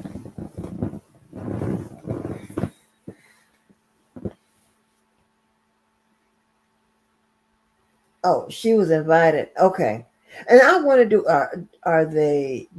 I'm pretty sure you have to be to that inauguration by an invite. Pretty sure it's by an invite. Everybody just can't just show up with white chairs from the boat fight and say, yeah, I see him. But you never know. And I like to be sure. If I don't know something, I'll tell you. Let me look this up. I ain't got no problem with that. But right. Okay, all living presidents and first ladies are traditionally all sent a formal invite. Okay. See, baby, that's why, baby, we got to see. We got the best in information specialists, baby. And I don't understand why people would want to get information wrong. How that work? That's why I can't deal with the Jaguars and know what you're talking about when you talk about it. And you can always put a pause in and come back to it when you get it together. Or you can say, well, I think or whatever that lead us to believe that maybe we need to check behind what you're saying. But don't just say something and then have us go about our day thinking it's right and it be wrong. We be repeating it all wrong. I ain't got time for that. That's a turn off to me. These content creators and people like the Jaguars, whatever, because they see a little traction with saying all of these things for sensationalism or just to be out there just trying to get some views to get some quick money or whatever. Here's the thing about that. One, it doesn't go very far for very long. Two, once you begin to be known as a person who have your shit together and don't say it right, them people gonna, exit left and right. You're gonna be stagnated. You're not going to, grow and get to where you want to go. People don't like Tasha K, but Tasha K has a decent record of putting out the right information. I'm not saying that she's always right, but she has a decent track record. So does Wendy. But baby, everybody know in my real life, don't tell me nothing wrong. When I be at work or whatever, I be having 1,000 things to do. Oftentimes, you have to walk with me to update me. Because I'm going somewhere else to put out that fire. So you got to update me, you got to walk. And they know, don't bring me nothing wrong. And my friends know that. And the only person I used to accept that foolishness from, because it's been around so long, is Yvette. Everybody know Yvette stuff. You're going to have to check behind it. Ain't too many times she get it right. And a lot of times, and I got a lot of people that will come to me and tell me, hey, I ain't checked that out yet. I never forget. I had to get Keller one day. Oh my God. Keller come to me with something. I was like, that ain't the way I do. It was something simple, but I'm telling you right now, this is not the way I do. I don't work like that. I don't care if it's like a volunteer little app like this or whatever. I'm serious about that. That information. Don't do that. Because I don't have time. Y'all, you can tell by the wall. I be having 50 things going on at one time. I ain't got time for no bad information. And I don't mind, checking it out. I don't, but that's what I'm saying. That's why I had got Just V when she was come trying to give me something from the messy sweet spot. Baby, I knew that child when her name was it Justin or Jason or whatever his name was. I him never always, and it had to be factual when Jacob, when she was Jacob, his information used to be, had a little, was pretty factual, and that's why I was following for a while. When it started transitioning to um whatever her name is now, that information started falling off, and it's starting now. She'll be reporting stuff from the talking heads type of, that's what I call them, where you can hear their voices robotic, and it just saying anything, sound like a computer. It's a video, and the information be wrong, and sometimes they be trying to tell you that somebody done died and shit. I be out here and Googling and crying. Oh no, they done got me like that so many times. I was like, okay, you have been identified. I am now unsubscribing. Yeah. Like, and I don't even, and now that I unsubscribe, because when I had subscribed to like one or two of them, I started getting like, a lot of drops from several of those styled, little channels that be talking about people that died. It'd be a lady, it'd be one come on there with an African voice, one come over there with one of those British voices, all of that. It'd be getting me crying. Let me see when they died. I Google and find out. The people ain't dead. I'm like, oh Lord have mercy. They taking them so soon. And I'm gonna pull that jive on me. I'm like, boy, I will get rid of you. And oh, Mo, you didn't answer my question about that Alley Carter, baby. What we doing about Alley Carter? You talking about this is offline, but you talking about I take it.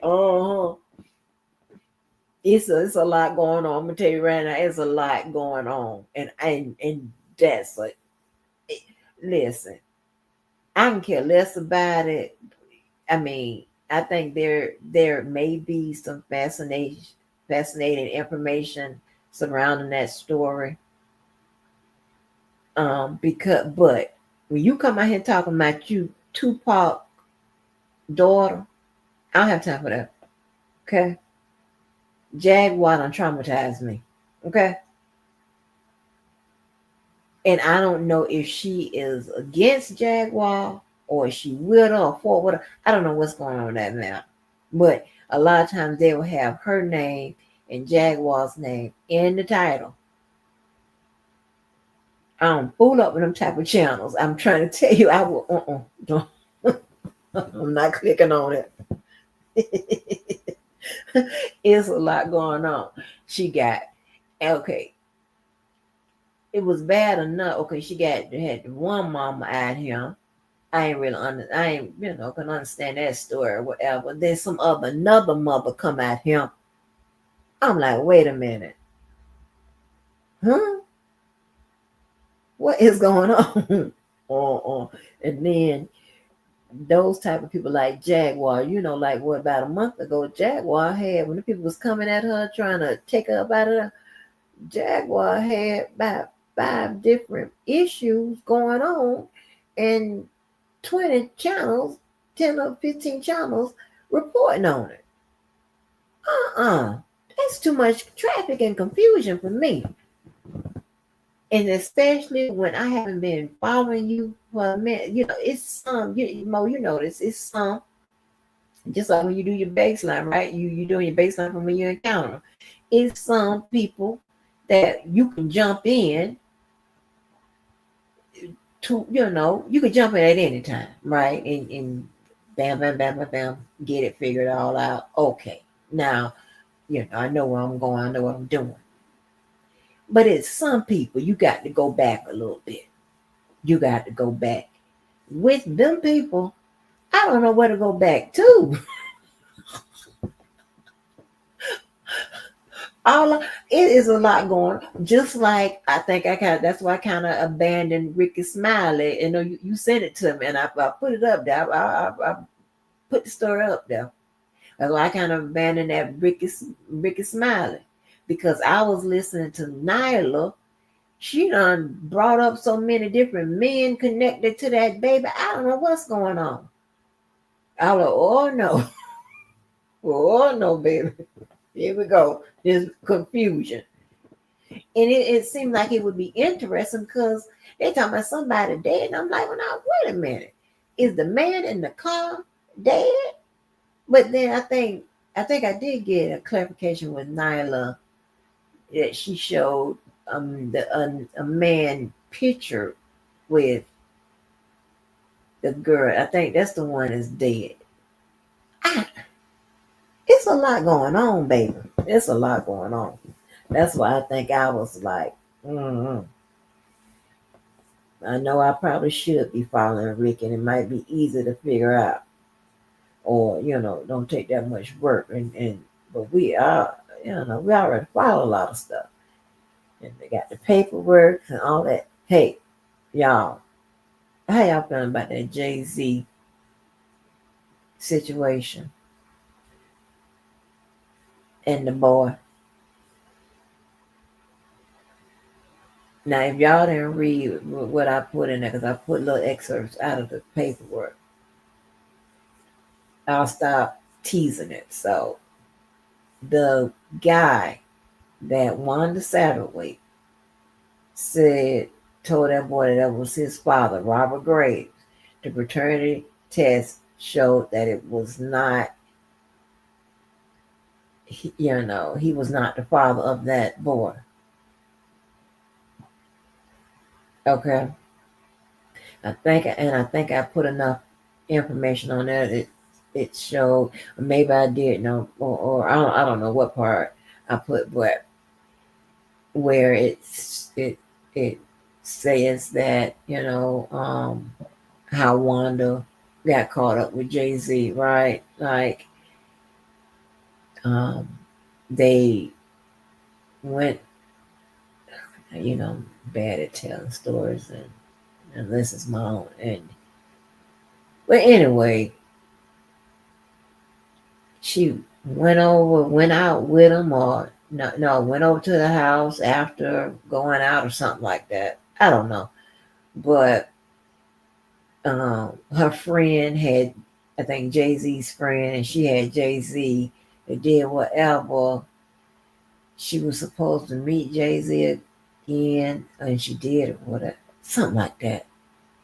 I forgot. I'll have to, if I haven't already put it up or whatever, I have to go back and get the timeline with that. But and I am so funny. I heard that the guy, the lawyer, Scarpacino or Scop somebody that handled the guy who was wrongly convicted for killing a cop in Boston.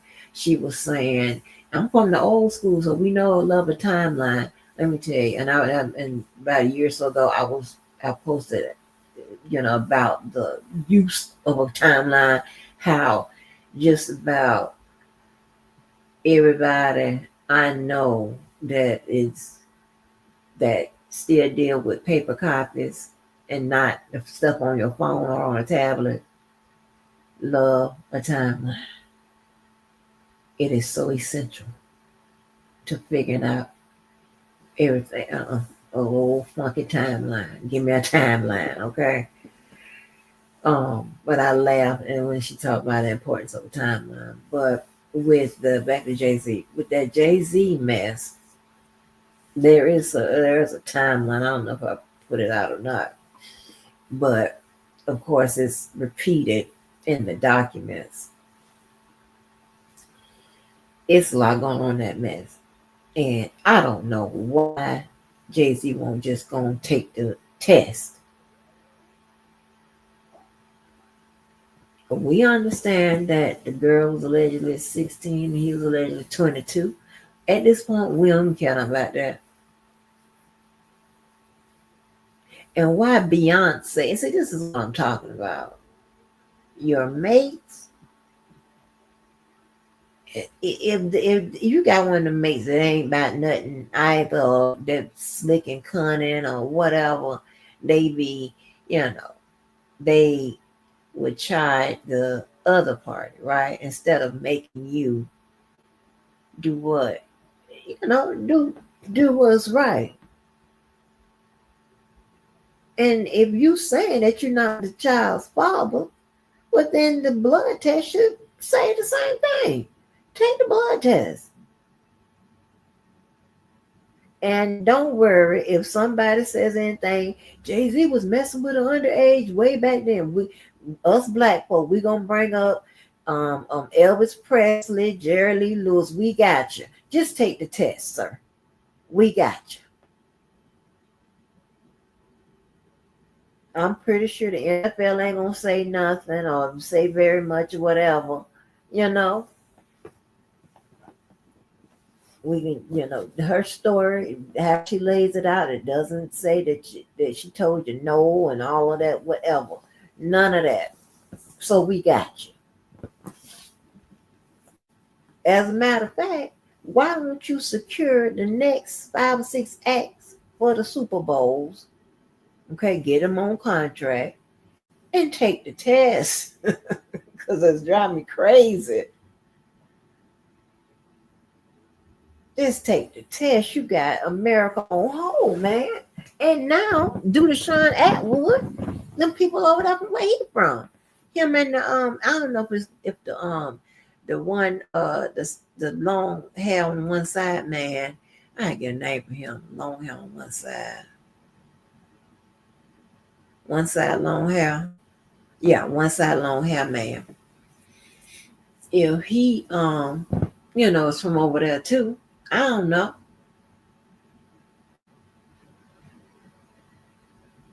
But it don't make no sense to me. We can't go on. Take the test. Good. Google and moving, as Grady would say. But that's a lot.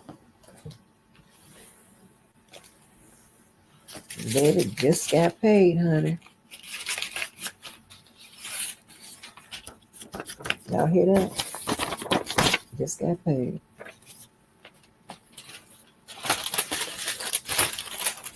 You know, I'm shocked tonight. I don't think I bought nothing of any out of that wasn't necessary since I had that surgery. They had me out. The things gonna change tonight because I'm finna go shopping. No. But yeah, but talk about it. So, like in the battles, y'all, I mean, they are still battling, right?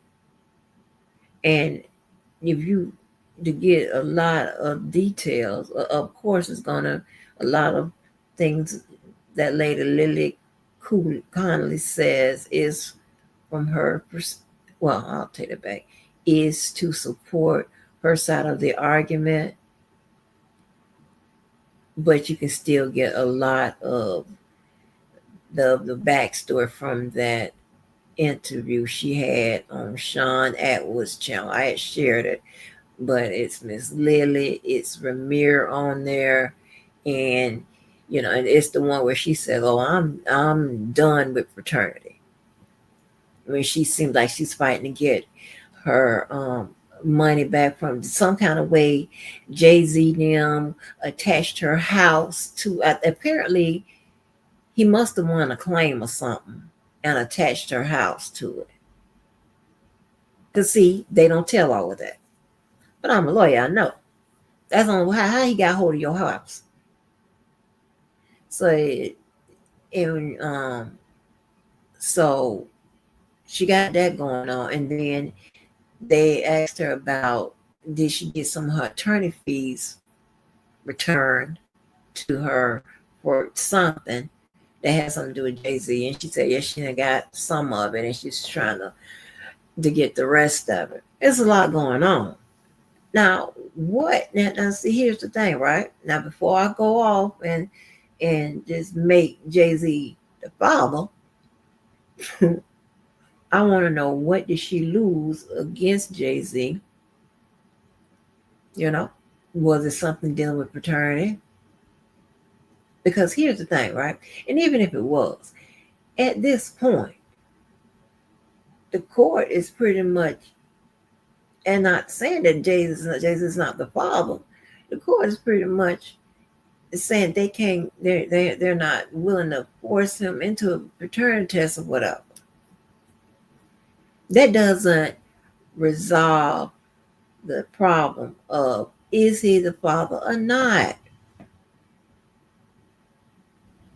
And I'm telling you, they need to get people to follow Jay-Z now somewhere, and we put down a soda or a half eaten hot dog or something, pick it up and have it tested, child. I don't know what to do. Grab that little blue ivy, follow her. I need to get the DNA, child. Somebody need to tell me something. All that money and paperwork and time they done spent in the court over, because they've been going through this for a while. And now she done got her house attached to some claim.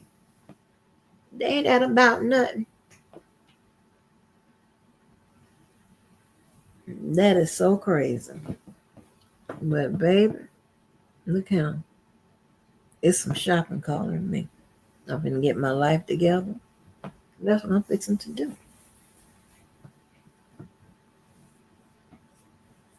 Let me tell you how it sounds again.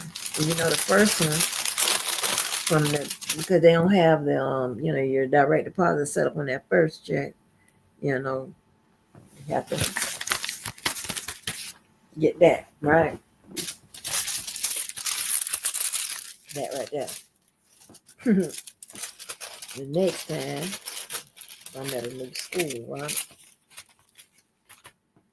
Mm-hmm.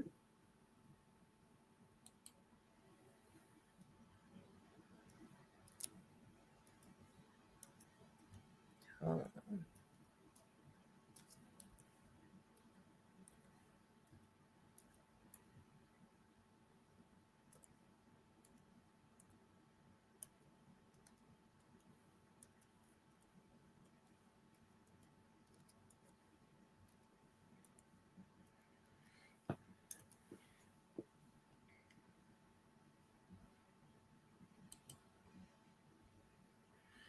And it is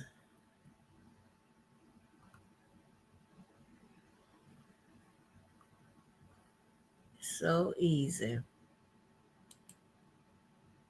to teach courses that I don't say it's not specific, but they're business. So I mean, I came out like I got a pay cut. I'm okay with that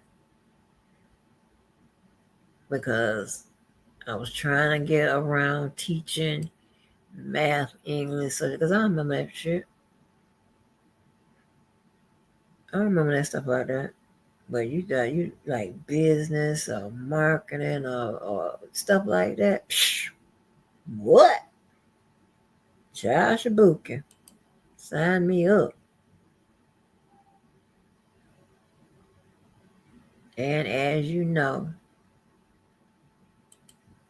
it is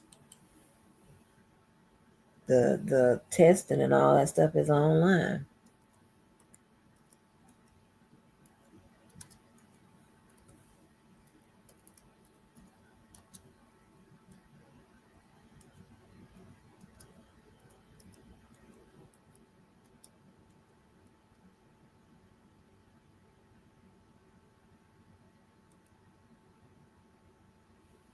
Mm-hmm.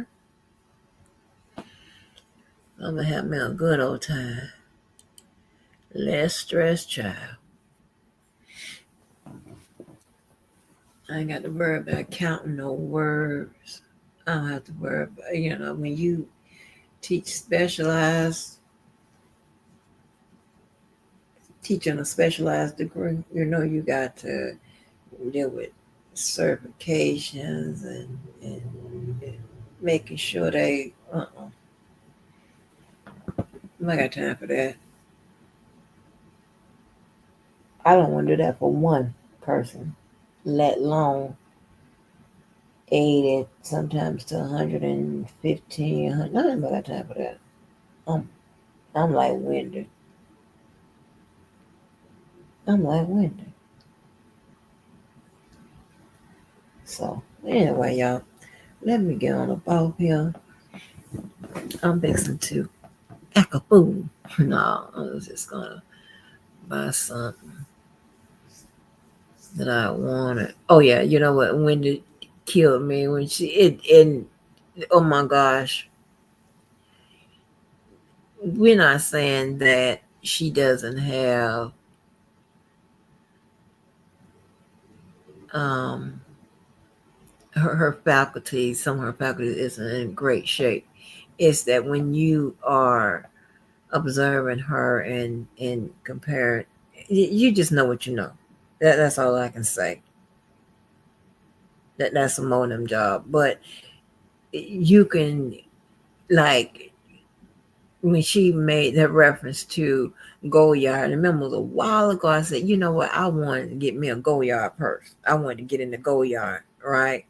It was something about that design. I asked two other friends of mine about Goyard, and they don't really, they're not they're not in a rush to buy that design. But see, me, I have this rule where I got to at least have at least one of those purses or one item from that particular brand. Okay. And because I ain't got no goddamn money enough to be out there like them celebrities do, I start in black first. I'm balling on a budget. And then if I like it, what I'm saying, then I'll get another color. That's how you do it. You got to make your money work for you, honey, and serve multiple purposes. But I just like that little Goyard design. I like that. I do. And they like, I don't. It's not doing much for me. I'm like, girl, but I'm telling you, Goyard, and I had I knew, and I be knowing when something's going to be a hit. I don't care if it's a TV program or whatever. I knew Go Off White was going to be something people like, and I think Go Yard is doing pretty good, right? When I started to buy something from Off White, here's the promise from where I live, right? Now I have a rule. Depending on what it is, I put it on. I'm gonna need you to know what that I have. That's what I'm wearing from far away. Meaning, the emblem or something about what I have on needs to tell you that this is Gucci. Okay, it needs to tell you that. A lot of times, that's why I like monogrammed items. Okay, this is balling on a budget, sweetie. Okay, so um oh God, I got up in the fashion, so that's gonna take me somewhere else. But I promise you ain't gonna be long with it. So, what I was saying about buying items, and people have to. Yeah, I don't want nobody to stop and ask me, well, "What's that?" or whatever. For the amount of money I done paid, I need you to be able to spot it. You need to know that this is Gucci. You need to know that. But oh yeah, with Off White, I didn't buy Off White in the beginning when Off White came out or got popular, because I didn't think people would know what I was wearing. And where I am, I told you, you walk around with a fur coat around here if you want to. They're calling the cops because they don't think you done lost your mind, right? Around here, it's dumb. It would if you ball on the budget. I cannot buy no couture, nothing like that, right? Because it's too much. And like a lot of stuff you see on the runway, it's too much. It's going to confuse people in my town. And maybe in Georgia I can get away with it. Atlanta, I could probably get it. Yeah, I can't get away with it in Atlanta. What I'm talking about, I can get away with Atlanta. Here, no. They're gonna say, "Oh my God, what you got on?" They're gonna be dissing your very expensive outfit. Now, just because it's expensive doesn't mean it's cute. But sometimes it could mean that people just don't understand it, right? And what people don't understand, they be like, they're gonna diss it, right? Because they don't understand fashion and they definitely don't understand your outfit. So I have limitations here because I have to buy.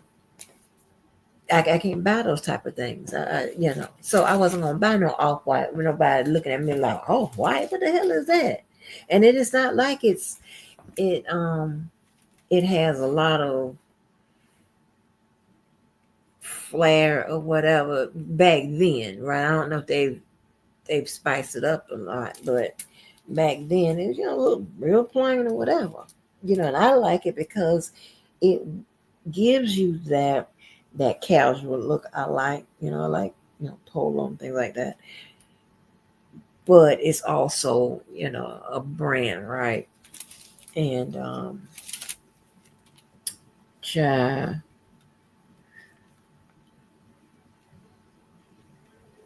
uh-uh, that wasn't gonna go, right? That wasn't gonna go. So you hold on. Yeah, you can't. So I can't do that where I am. The people in California, New York, y'all can do that. Y'all wear whatever y'all want to wear, and Atlanta pretty much. Maybe in Miami, but I think that's still gonna be capped off a little bit. With somebody looking at you like you're a damn fool. You ain't gonna be able to put all them colors together like that, depending on and patterns together. You ain't gonna be able to do that here. Okay. Only the people that's gonna know what's going on is your crowd. People on your social structure. That's the only people that's gonna understand it. Everybody else can be like, I don't know, that is ugly. And I'm not saying that it might not be. And sometimes, right? And this might throw you for a loop. And they don't even understand that here. The ugly outfit is the stylish outfit, is the most stylish outfit. Because your outfit can represent art. It can represent personality. It can represent a lot of things. But in this vein, I'm talking about it represents art.